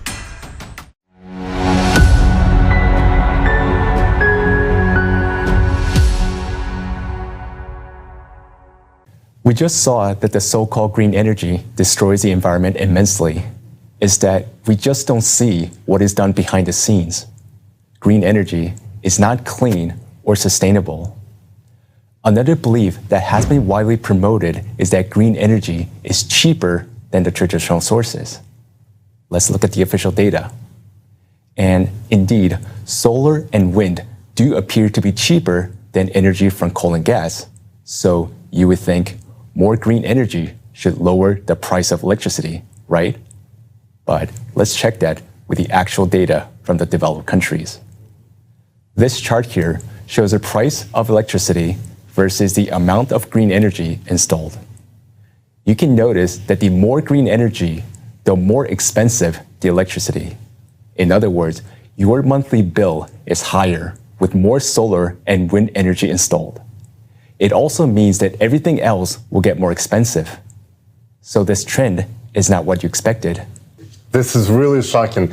This means that not only so-called renewables are bad for the environment, but they also make electricity much more expensive. So how did they trick all of us into believing that renewable energy is going to save your money when, in fact, it's doing the completely opposite thing? Yes, because there are unaccounted costs. First, the transmission cost. The energy generated must be delivered to the place where it is used. Solar and wind are more spread out and typically located further away than the conventional sources.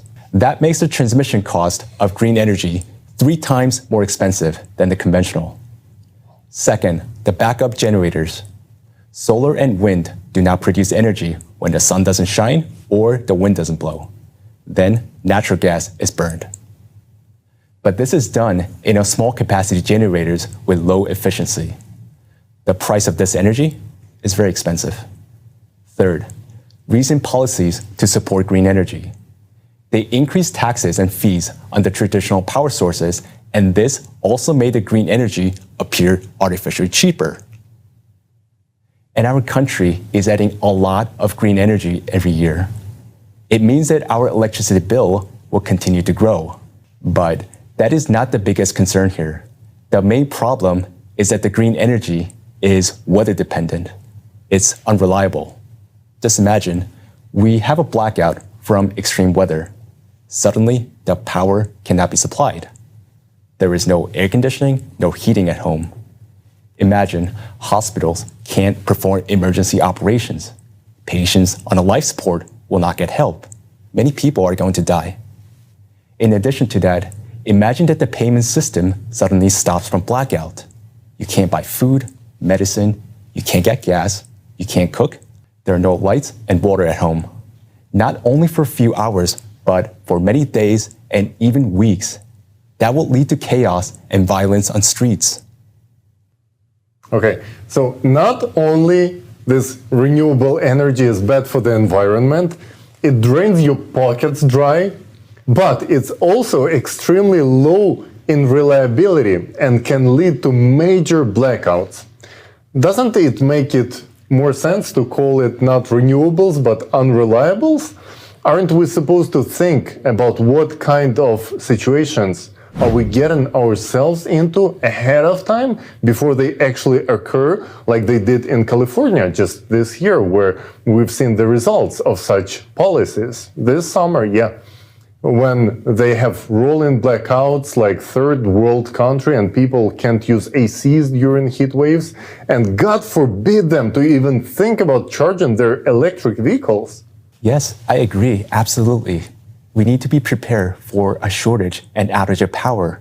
And this is why, right now, if we face an emergency situation, our country has enough coal and natural gas stored to supply electricity for 2 months. But with green policies, this storage will decrease to less than 1 month. The proposed solution is to replace coal and gas mostly with batteries as energy storage. And of course, everyone agrees that having energy storage is essential, especially for the weather-dependent green energy. But no one really seems to talk about how much batteries we need and how much it will cost.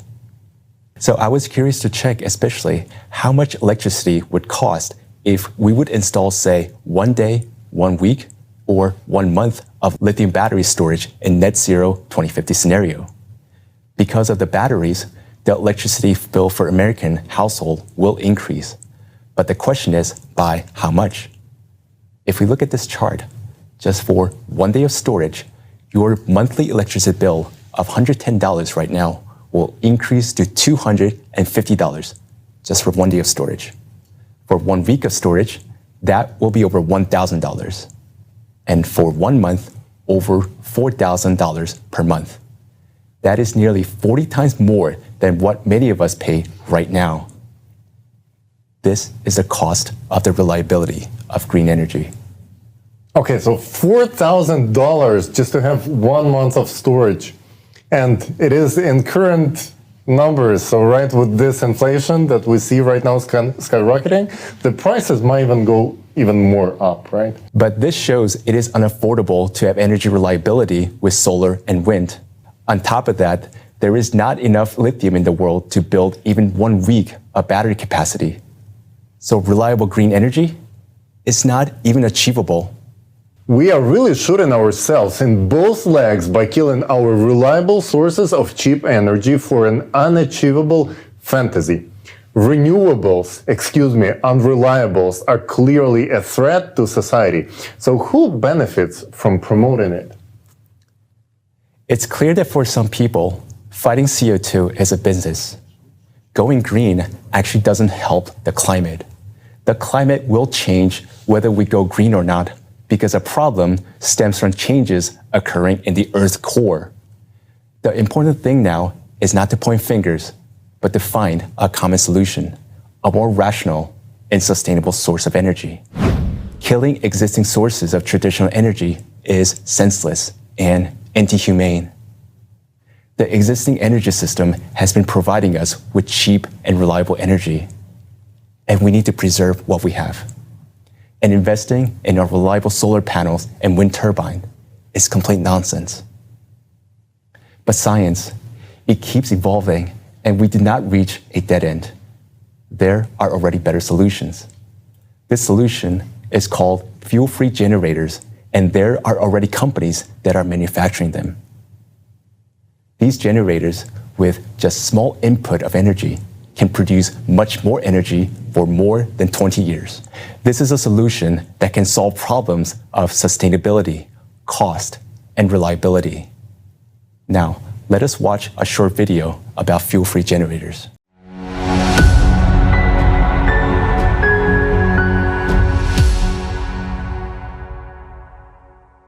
Free energy generators have existed since long ago. But why do these technologies remain inaccessible to humanity? An American company has been one of the first in the world to produce magnetic energy generators of up to 25 kilowatts and is already supplying power to customers. A German company produces fuel-free power plants and has branches in several countries. A Korean company has also released a working model of an electromagnetic generator with a capacity of 10 kilowatts. African technology made it possible not only to produce a free energy generator, but also to modernize a vehicle so that it could move without fuel or recharging. Fuel-free generators, FFGs, are power generators with an efficiency greater than 100%, which means they produce more energy than they consume. But the most valuable thing is that this power source generates free and environmentally friendly energy. FFGs may be installed not only in houses and on vehicles, but also on helicopters, planes, and ships. Introduction of FFG technology alone will enable humanity to discontinue using hydrocarbon fuels. Now, let's imagine that every person on the planet would have a fuel-free generator. This means that electricity would become free. We will no longer have to pay for it. But in the consumerist format of society, this will be a great disaster because it would leave millions of people jobless. Those include experts involved in power plant maintenance and gas station employees. Everyone from a director to a janitor at a gas station will lose their jobs. All firms or companies involved in power generation will lose their incomes. While that includes logistic firms, manufacturer of wires, pipes, and even all the machinery which has been necessary for the power plants. Manufacturers, suppliers, and sellers of solar panels won't be needed. Accordingly, hydropower will also be replaced with fuel-free generators, which means that all the employees and professionals who maintain dams will remain jobless. Moreover, this situation will cause a chain reaction. Those millions of people will no longer be able to buy goods and use paid services. Goods turnover as well as manufacturing plants will come to a halt. This in turn will affect billions of people who will lose their jobs and means of subsistence. This will cause a dissonance in the trade and manufacturing sectors, as well as social tension, increasing the gap in society between the poor and the rich. This gap will in turn cause an increase in crime, racketeering, conflicts, confrontations, and discontent with authorities. People will take it to the streets. After all, hunger is the strongest incentive to commit illegal and inhumane acts. All this will lead to chaos. This crisis will affect all countries in general. They will begin to solve problems by force, and this will cause the death of billions of people. All in all, there is a paradox. Introduction of a simple technology that can improve people's lives will lead to a worldwide disaster. However, it is not technology that is a problem, but the state of society today.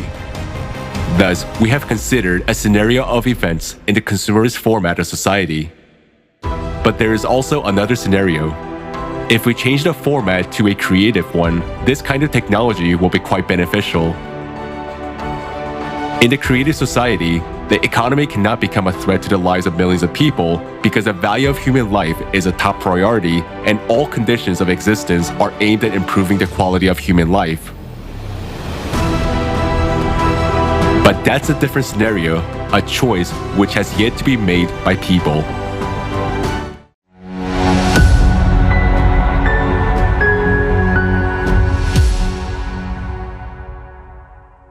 Just imagine the possibilities that this will open before the humankind. Energy-demanding processes will no longer be an issue.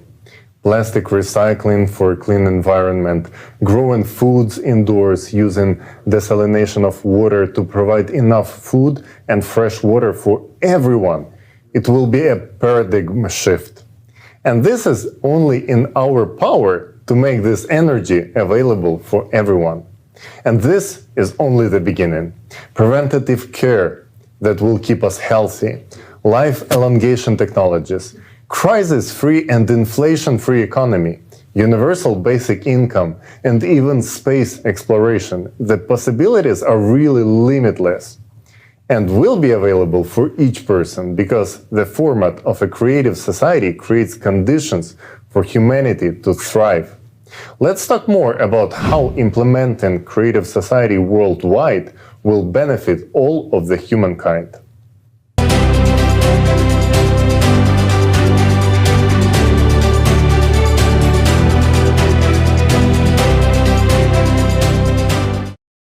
We can see that in today's format, it's impossible to solve the problems that concern all people. The proposed solutions we hear today are not working. Today, we showed the real facts of the true causes of climate change, talked about the economic crisis, mass shootings, green energy, and the scam of CO2. The only way to improve the lives of American people, of all people, is to build a creative society. We have a solution. Today, we need to use it. The creative society is a format where life, freedom, safety, and well-being of each individual are of the highest value, not on paper, but in practice. Society where power of one person over another is absent.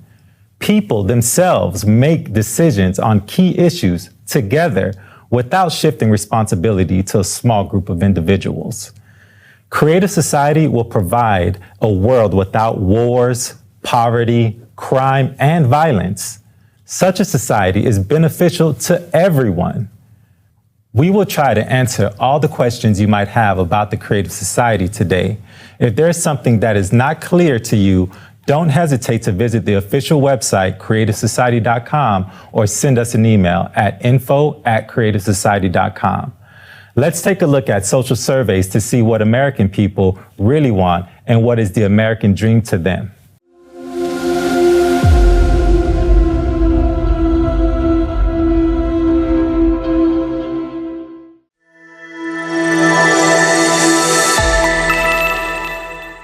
For me, the American dream is, it's just like a land of opportunity. You can do what you want, you can hang out with people you love, you can share all those experiences with others and so many amazing ways. Okay, so no one has to work 40 hours a week and barely be able to afford their rent or their bills, or not even only 40, like sometimes 80. Or healthcare.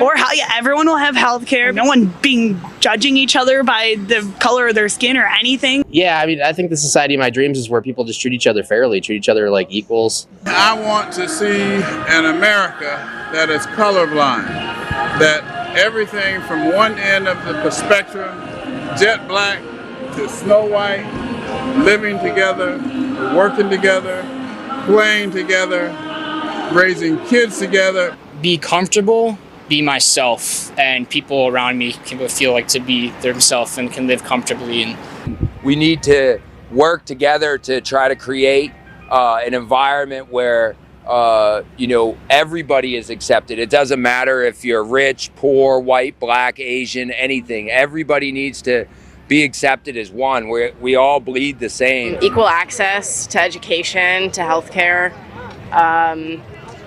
housing for everyone, basic needs being met. Being able to have a place that was your own, being able to afford a home, being able to have a good job, raise your family, be safe. Be able to get your own home, have the freedom to live the life that you want to live and build a family.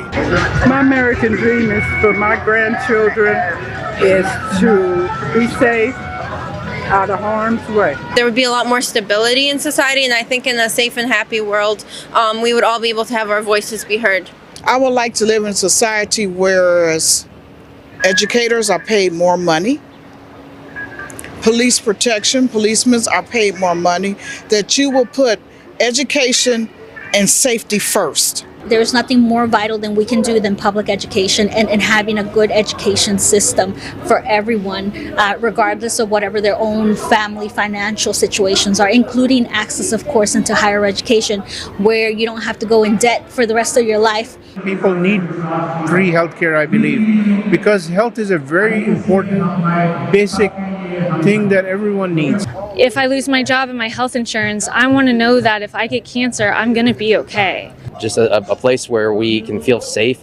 High quality, equally accessible healthcare for all. I would love, not with just America, but with world peace. Peaceful, all living in harmony, doing whatever they want, no judgment. Being able to comfortably take my kids out and not worry about them walking somewhere and feeling unsafe. I can go to the grocery store and not be afraid that I'm going to get shot. Freedom and safety is like something that everybody deserves and desires, and not have to worry about money. Being able to live without working. For me, the American dream is political freedom. We should have our liberty, and we should have all of our freedom that is guaranteed in the Constitution. It's freedom to own business. Well, I think a lot needs to change economically with respect to class and the redistribution of wealth. Our tax system, the way our government operates. To be rich, make money. Well, I would say just time freedom, financial freedom, because everything that is revolved around money. And I feel like if we just have more freedom in that sense, then we could live a lot happier life and also lead the new generation to generational wealth. I think it starts with good business opportunities to give everybody the chance to do that. Going beyond just surviving, but thriving. When you don't have the financial freedom, you are giving up on many things that you might be able to do otherwise. There's sufficient resources and equal opportunity to access and gain access to those resources. To me, a unified world would be a good place to live. I want to try to travel more, and my American dream would be to work a job I like and be financially stable with that, which sometimes is impossible, and then also get to see the whole world, which I really hope I can do. But living your best life. I guess world peace. Just more love for the community, more bonding between neighbors. Have the world run by people with some heart and soul. Is being able to live up to your full God-given potential. The American dream is everyone getting together, working together, and just making each other happier and healthier as one person. We're all one community. I would really like to see, hopefully there will be a change or maybe a restart on this world, and United States included, to revamp and revise a whole new beautiful beginning. I would like to live in a society where there's no envy, where people support each other, where there's always a lot of love and mutual help. And above all, I'd like to live in a peaceful world, one where everything is done from your heart. It comes from your heart. Unity is a strength. Together we will go far. I mean, those are slogans, but we need some initiative by conglomerating with the different groups where we can come on one platform and everybody can do their part. Somebody is specialized in something, somebody is specialized in something. So if those all hands come together, I think that's the only way. It will take time, but somebody has to take that step. And we can get a better society.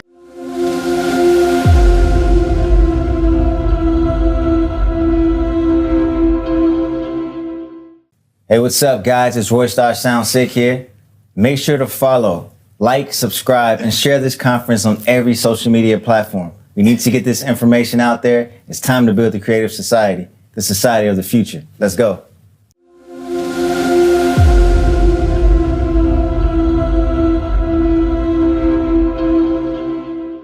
Wow. I can definitely see myself wanting the same thing, freedom and equality. I would like to have enough time to work on things that I like and be sure that my kids have their needs covered. All people need to have financial freedom. Me too. I would love to live in a safe country, knowing that my kid is safe and is growing up in a violence-free world, in a peaceful society. Definitely a peaceful society in which my children are guaranteed to have a great education so they could fulfill their potential to the maximum and contribute to society. Let's make the world a better place. Yes, and for me, healthcare is very, very important, and I would like to see our society being healthy, where all of us are taken care of, the world where all the diseases and sicknesses are being cured. And our high-quality healthcare is available to everyone. Well, you can see that we're all not that different after all. In fact, we all really want the same thing. And the essence of it can be described in two simple words: the creative society. Let's take a look at the benefits which we all will receive in the creative society and compare it to the American dream.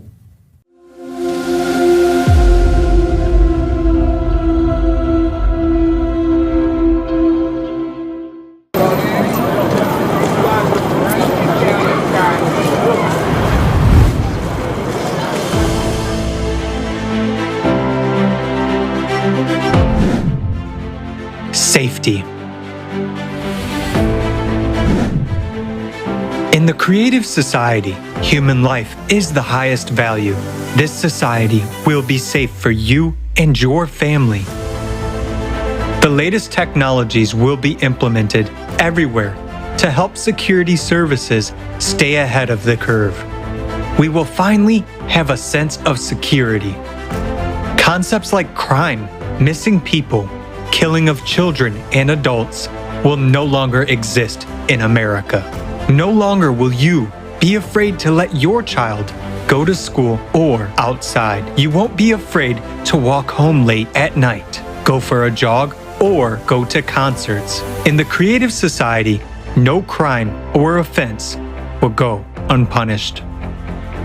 In the creative society, the safety of each person is the highest priority.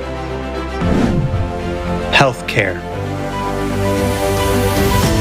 In the creative society, healthcare will be top-notch and free for all Americans. Imagine artificial intelligence that incorporates the expertise of all the best doctors in history. It controls high-tech robots that perform tasks of any complexity. These cutting-edge technologies make healthcare in the creative society of a high quality. Right now, health is a commodity, whereas in the creative society, everyone's health is a priority.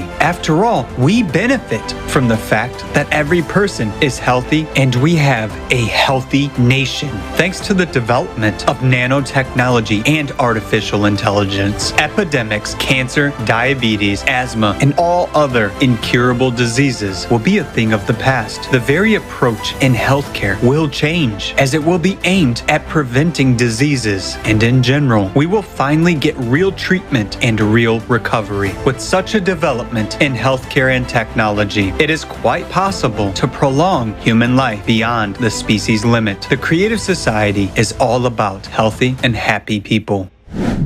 Education. In the Creative Society, education at any level will be free and available to absolutely every person. Thanks to a new approach to education and advanced technology, you will be able to study and learn new skills anytime and anywhere, as well as easily change careers. Education will no longer be a chore. The process will be engaging and exciting. For example, with the help of VR glasses, you will study the human body from inside, traveling among molecules. In the Creative Society, you will be able to study at any university in the world and learn any profession you want. Economy. No inflation.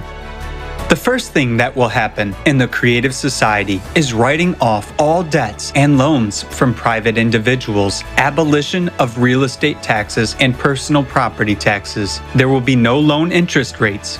We will start with a clean slate. All of this will be possible due to a new format of economy that will be designed to benefit the interest of every American. It takes the financial burden off of every family. Workday.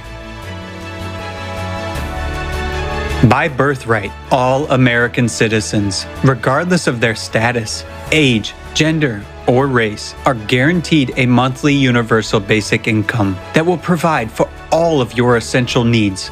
And if you want a better life, a bigger house, or a premium car, an airplane, or a yacht, you will be able to easily afford it by working just for 4 hours, 4 days a week. You will have a job that you like and enjoy, one that you really love, and in which you will be able to fulfill your potential to the maximum. All the hard, monotonous, and damaging human health work will be performed by robots and automated systems. This is already being gradually implemented, but in the consumerist format, its large-scale implementation threatens with mass unemployment and the collapse of the economic system. Yet, this is not the case in the Creative Society. It will only benefit humanity. After all, technology will be available to all people. All these innovations will give us a lot of free time. Finally, fathers and mothers will be able to watch their children grow up and spend as much time with them as they want. People will have time for everything: hobbies, self-development, traveling, learning new skills, and a lot more. The Creative Society gives people free time. Every working American will have at least 2 months off. You want to go with your whole family to the Maldives or anywhere else in the world to see some places of interest or visit relatives on other continents. No problem. You'll be able to really spend your vacation the way you want to, rather than opt for what you can afford. Traffic jams. Free roads. It's real. And most importantly, safe ones. There will be no accidents, and we will be able to solve the issue of traffic jams. You will no longer have to waste your time. Every city will have a smart system connected to all cars via artificial intelligence. This system helps regulate and control traffic on the roads and calculate the best routes. Cars in the Creative Society will be able to block the engine start if the driver is intoxicated, analyze facial expressions, detect driver drowsiness and distraction. In case of a threat, the car will signal the driver. If they do not react, the car will turn on the emergency lights, head to the side of the road, and stop. Alert the driver of danger and take control in a critical situation. In the Creative Society, everything is built around the comfort and safety of humans. Housing. The good news is that we can provide every American with free housing. We already have a huge amount of breakthrough technologies. Some of them already allow us to build comfortable housing quickly and efficiently. In the Creative Society, every American will be provided with a minimum of 650 square feet per person, absolutely free by birthright. If you have a family of 4, you are provided with a house of 2,600 square feet. No mortgage, no rent to pay. You won't have to pay utilities or property tax. The house will be equipped with the most advanced technologies available to society, and that means that all household chores such as washing, cleaning, ironing, and cooking will be done by robots only, which will do that quickly and perfectly. Human beings are not slaves. Human beings should live a free and happy life. Equality. In the Creative Society, all people will have equal rights. There will be no racial division. In the Creative Society, you will have rights in actual fact, not on paper. Ecology and food. In the Creative Society, thanks to the unification of scientific potential, we will be able to solve many problems related to ecology and climate. We will finally have clean air and clean water. Food will be healthy, delicious, and of high quality. You won't have to worry that you'll put on weight and that food will negatively affect your health. Sounds unrealistic, right? Many of us achieved our dreams through hard work and sacrificing the time with our families. But now, we can build the world we all dream about without sacrificing anything. It will be the kind of world we want because we are Americans and we can do it. If you are a true patriot of your country, let's build together this society where every American is happy. Let's give all the people of America the American dream. That is true heroism. We must set an example to other countries because we are the future. We must set one goal for all of America. Join the efforts and act on our desires. We were the first to land on the moon, and we will be the first to build the Creative Society.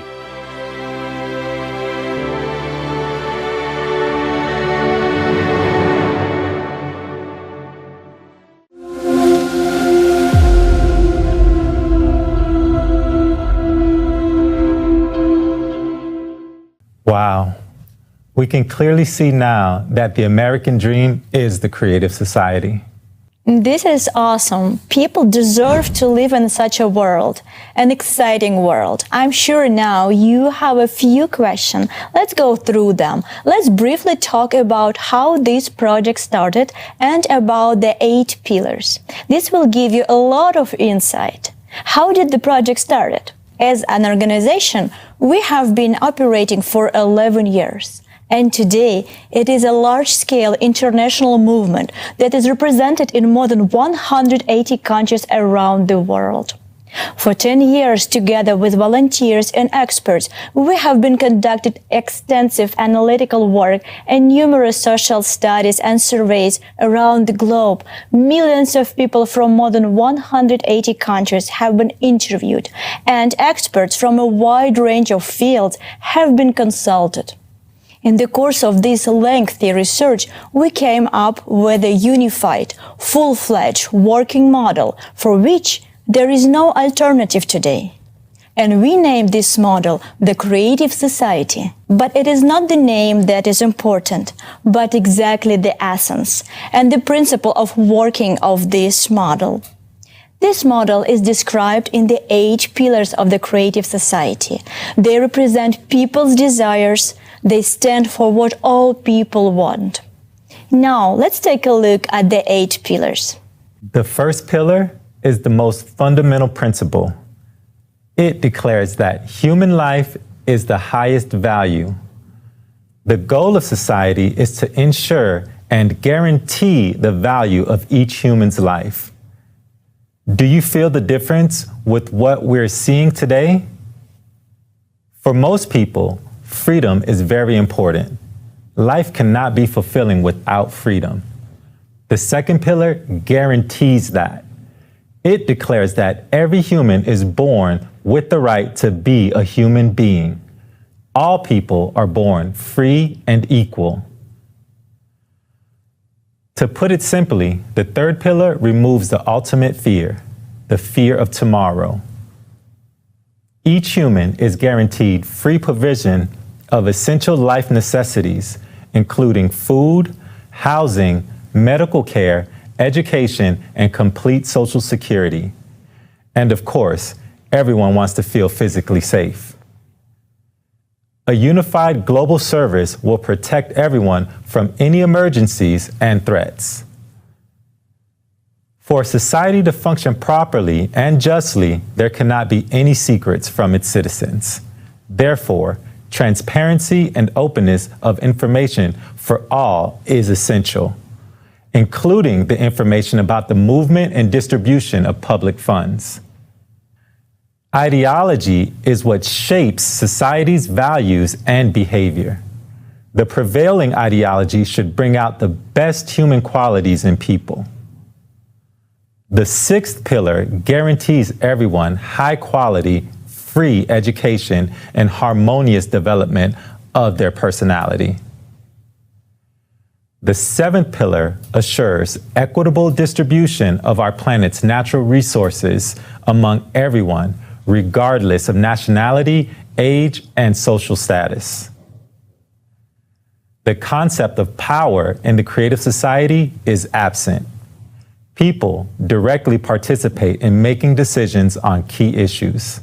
As you can see, these are the core values that are universal to all people, regardless of skin color, nationality, religious, political, or any other affiliations. They are just as universal as the core values that the founding fathers built our great nation on. And we should be the ones to give a new life to these core values. The definition of a true freedom, liberty, and justice. If we implement 8 pillars on a legal level as part of the Constitution, it will guarantee prosperity to each American for many generations to come. This will give practical ability to use our rights. Thank you so much, Roy, for such a great news. We really like that. And right now, dear friends, let's hear about the Creative Society from a respected oncologist from Kentucky. Dear Dr.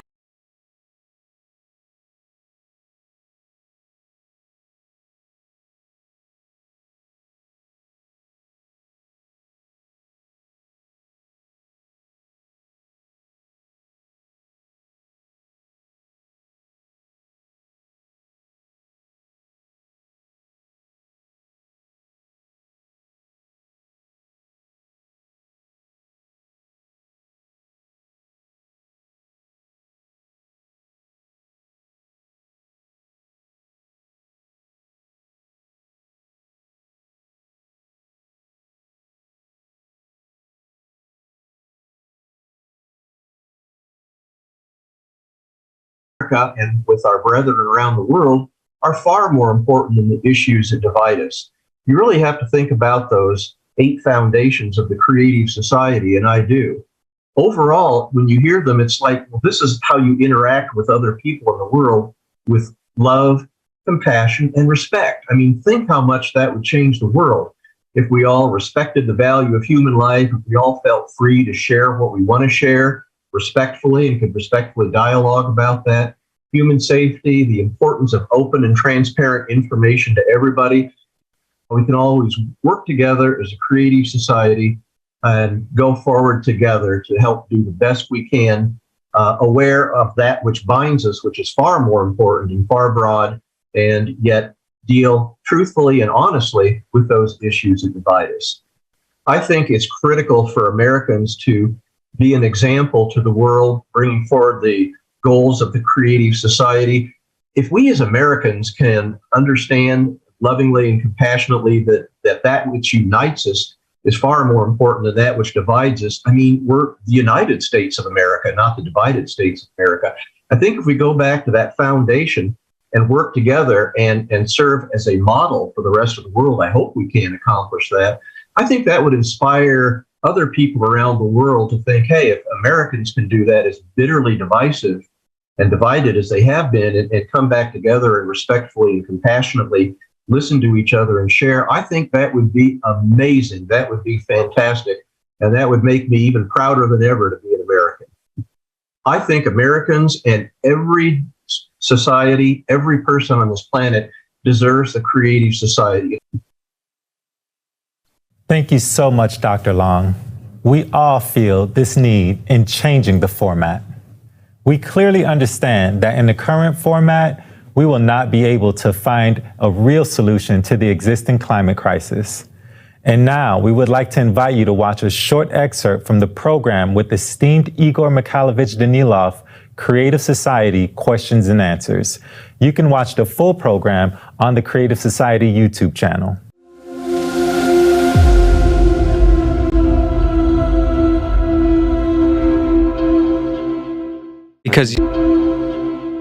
Because unification in the creative society implies unification on an idea, on the improvement of the quality of everyone's life, our life and your life, friends. It is directed precisely towards making life better, more beautiful, and safer. Excuse me, I will say it straightforwardly and simply, so that you, my friend, can live in a safe world, so that your life is valued more than anything else in the world. We should unite precisely on that, you see? Not just your life, but the lives of your loved ones, your family, and friends. That's what unification is all about. To build a world where no one ever feels hungry, simply so that everyone has enough water, food, and clothing. The creative society unites the whole world. It makes the whole world one big family. But the creative society is for each and everyone, you see? This is the paradox of the creative society. It is for all of us. But at the same time, it is for you, my friend. First and foremost, it is the format that can make your life beautiful, happy, and absolutely safe. And most importantly, the only option that is acceptable to all of us is that format of the creative society, in which we can find what we can use to oppose climate change and how, in reality. And in reality, we will be able to preserve our planet and save our lives together with you, friends, the lives of each of us. So is it worth doing it or not? Yes, of course. Of course. And you know, as of today, there are a lot of people who understand and know that. First and foremost, a lot of intelligent and literate people, and not indifferent to their own lives and to the lives of their relatives and friends. So they, first of all, know and understand what is happening to the climate in reality. Not even to politics, not even to the economy, but to the climate, and understand all the looming threats that nowadays disastrously affect geopolitics, business, and lead to serious clashes at the geopolitical level, and so on. They understand that a little time will pass, and the situation will be much worse. Everywhere, the crisis will progress, and it will be impossible to stop them. Understanding and knowing that, they joined the creative society in the first place. Why? Because they are literate, intelligent people. Let's all become smarter. Let's stop shifting responsibility onto someone else. You see, by shifting responsibility onto someone else, we deprive ourselves of the future, ourselves first and foremost.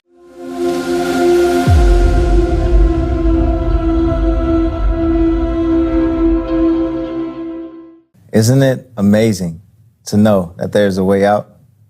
That there's an answer to all our hopes and our aspirations? Everything we ever wanted our society to be is achievable, and all that it takes from us is to make a few simple steps. You might be asking, what specifically do I need to do? How can we make the creative society our reality? All the legal and economic and social mechanisms for a peaceful democratic transition are already in place today, especially in the United States. We just need to use them appropriately. Let's start at the beginning. We need to form a public opinion to support the creative format. There has to be a popular demand for it. And popular demand leads to electoral requests. And the electoral request moves the politicians. Let's watch an informational video for more details.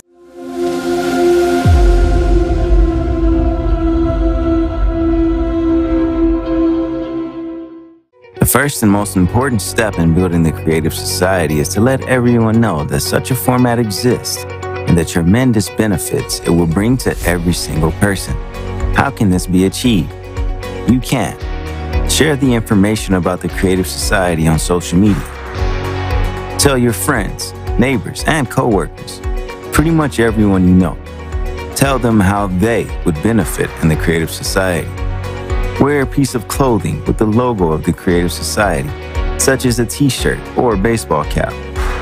Put a sticker with the Creative Society logo on your car, or install a yard sign.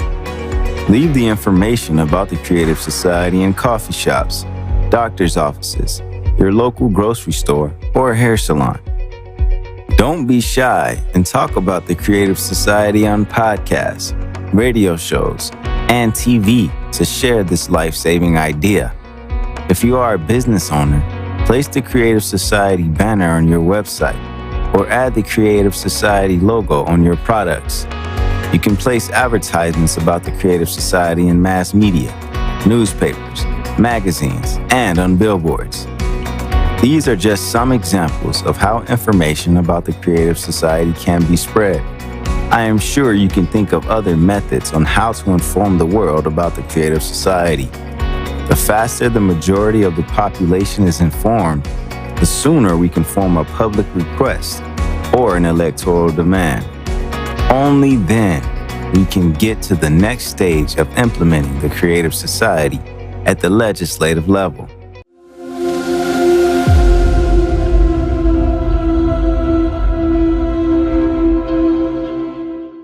Okay, so now let's move on to the next question that people might have. So what's next? I have told everyone I know. Now what? What do I do? Now let's take a look at the steps of how to make the American dream our reality. How do we implement the Creative Society? Please.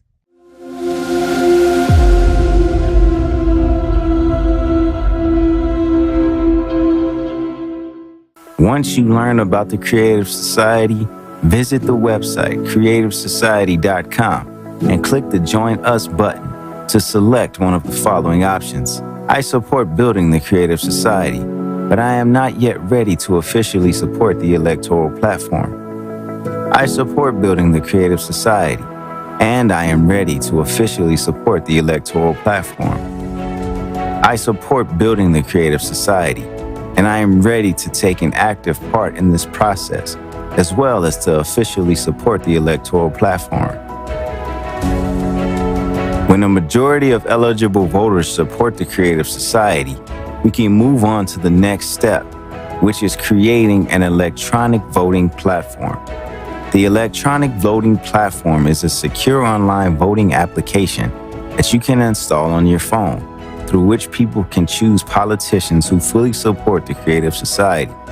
This system will allow us to choose candidates who are going to implement the Creative Society at the legislative level. By using the same platform, people will be able to pass bills, adopt laws, and prioritize budget spendings. Moreover, people can revoke any politician from any government office if they are not representing the people's will. The first law that an elected politician must pass is the implementation of the electronic voting platform into the Constitution. The second law that must immediately pass is the incorporation of the 8 pillars of the Creative Society into the Constitution. That will put the value of human life, freedom, safety, justice, and equality in the first place. Passage of these 2 laws changes everything. Integration of the 8 pillars into the constitutions of all countries will make it possible to promptly reformat the values of world society from anti-human to the society where human life is the main priority. The Creative Society motto eliminates concentration of power in the hands of a single individual or group, and key decisions are made by people themselves. People's power is implemented through their active participation in society's life and regular expression of their will via an electronic voting platform. Say yes to the Creative Society. Join now.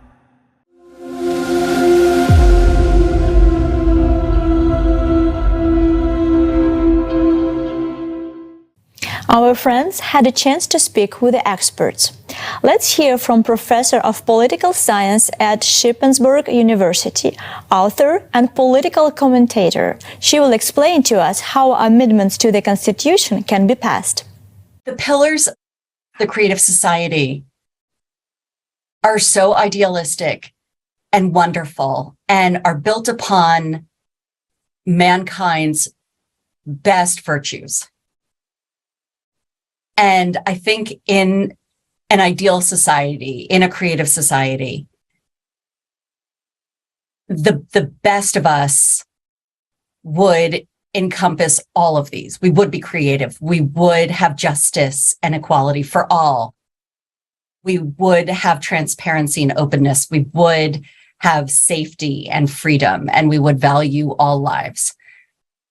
And I think that in America, our freedoms sometimes bump up against the freedoms of somebody else. That is another human quality, which, avarice and greed and jealousy, those qualities are not the ones of angels. And knowing this, our founding fathers, the framers of the Constitution, the biggest thinkers of the time, knew that men were not angels. And our Constitution is written specifically understanding that. So the legal process of a constitutional amendment is actually very straightforward, which is that an amendment has to be proposed by 2/3 vote of both the House and the Senate. And then 3/4 of the state legislatures have to pass it as well. So put another way, 67 senators would have to agree to it. And I think it's 435. I think it's like 308 or something like that. I think it's that. Of the House would need to agree to it as well. But let's just say that we could aim for that and that it's possible. Then it would have to be 2/3 of the states as well. There are 50 states. And, so math is not my strong point, but it would have to be 34 states. Okay. If that, again, if that's what your goal is, then that's the process. And it's an uphill battle because the Constitution has been amended a total since 1789 when it was ratified, a total of 27 times. The first 10 we got for free in the Bill of Rights. 2 times were about alcohol, prohibition, which took away Americans' right to drink. And then the repeal of prohibition, which said that was a terrible idea. Everybody gets to drink again. And so that means that in total, 15 times since 1789, we have amended the Constitution. If we've been able to add 27 amendments to the Constitution, why can't we add another one for the benefit of all Americans? Yes. And if we unite all our potential and remember that we are American, nothing will stop us on our way to glory. And this will be the best and biggest legacy we can leave to our children and generations to come. Creative Society is the most peaceful and the most appropriate society format in the entire history of humankind. Only in the Creative Society can we cope with climate threats and the crisis of the entire humanity. The best investment in your future is an investment in the Creative Society. Every active volunteer of the Creative Society, those who are implementing the hardest and most difficult part, that of informing all people, deserve to receive a Peace Prize from the Creative Society. Every participant of the Creative Society deserves to be recognized and remembered in the future by grateful descendants. In a transition to a Creative Society, everyone who devotes time and effort will be rewarded. Let's discuss and bring understanding to this. An award should be structured in such a way that it reflects the efforts of people who inform about the Creative Society. The Volunteer Peace Prize can be broken down into 5 categories. First, those volunteers who currently inform a few people. Those are people who put stickers, "I support the Creative Society," on their cars, who talk to their colleagues, friends, acquaintances everywhere, who work with just a few people will receive $1 million. Second, those people who inform dozens of people, those could be cafe owners, bloggers, those who travel, explain, talk, who are not shy to talk in buses or somewhere else and massively inform dozens of people, they get $2 million. Third, those who inform hundreds of people get $3 million. Fourth, those who have the opportunity to communicate with people and notify thousands of people get $4 million. Fifth, those who are able to inform millions of people, bloggers with multi-million followers, people who speak on huge platforms, who participate in conferences, singers who create concerts watched by millions of people, they will get $5 million. We must all recognize that such incentives will only be given away in a creative society, not now. Awards are determined based on how much personal responsibility a person assumes when making information about the Creative Society available to others. A new history will begin with the names of the volunteers who contributed their hearts and souls to the Creative Society. Building a Creative Society is true heroism. It is saving the lives of billions. It's saving all of humanity. Therefore, we should not only thank such people financially, but also write their names in our history. After all, they really deserve to have their names immortalized. There will be a monumental building raised in honor of those heroes. The building will have 6 floors. Each person's name, each volunteer who informed millions and thousands will be on the first floor. Furthermore, there will be the same gradation from 1 to 5 million Peace Prize recipients. Our 5th floor will be dedicated to the real philanthropists, those who supported the informational stage and made Creative Society possible. On top of the building will be tributes and portraits of those politicians who were so courageous and the first to declare their support for the Creative Society. In addition to helping us create voter demand for a Creative Society, these politicians will remain in the public memory for generations. A Creative Society logo will be affixed at the top of the monument. For the first time, a human civilization, the Creative Society, can be born, and we Americans can be the first to build a Creative Society for us and all of humanity.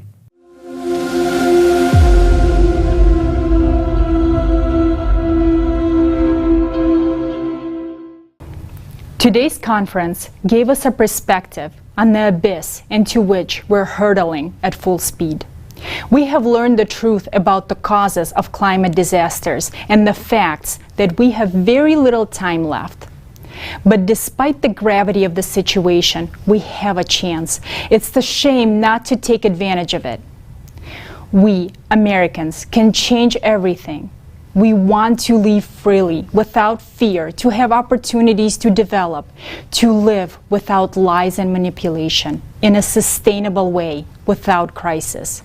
We want to live in peace and harmony, to take an active part in the development of society.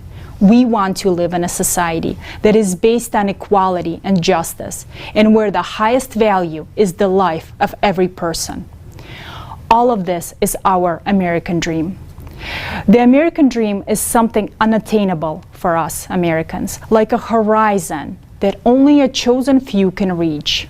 And for the first time, it is very close for each of us, and that is the Creative Society. The Creative Society is a model that is fully consistent with our American dream. And if we look more broadly, it is the dream of every person living on this planet. Think about it. While we have the opportunity to live in a beautiful creative society, we still continue to maintain this deadly consumerist format. This is simply absurd. The only people who do not support the creative society are those who do not yet understand what it is. Some people think that the creative society is a revolution. No. The creative society is the refusal of revolutions. There will never be any more revolutions except scientific and technological ones, which should be a continuous and natural development in the creative society. The creative society is the way of evolution. We have always been a leading country and should remain such forever in people's memories. It is with us, Americans, that the building of the creative society must begin. We must be leaders in building the creative society. We must be an example to all of humanity. Americans are the locomotive that had always pulled the whole world towards prosperity. Today, we are faced with the fact that the climate has destroyed all the bridges in our path, and now humankind is doomed. But we can turn our locomotive towards the creative society and save ourselves and the world. Our Hollywood movie heroes have saved the world many times. But now the time has come for real heroes. For the entire human race faces a real threat. Who can do it? No one but us. And that should be our encouragement and our motto. No one but us.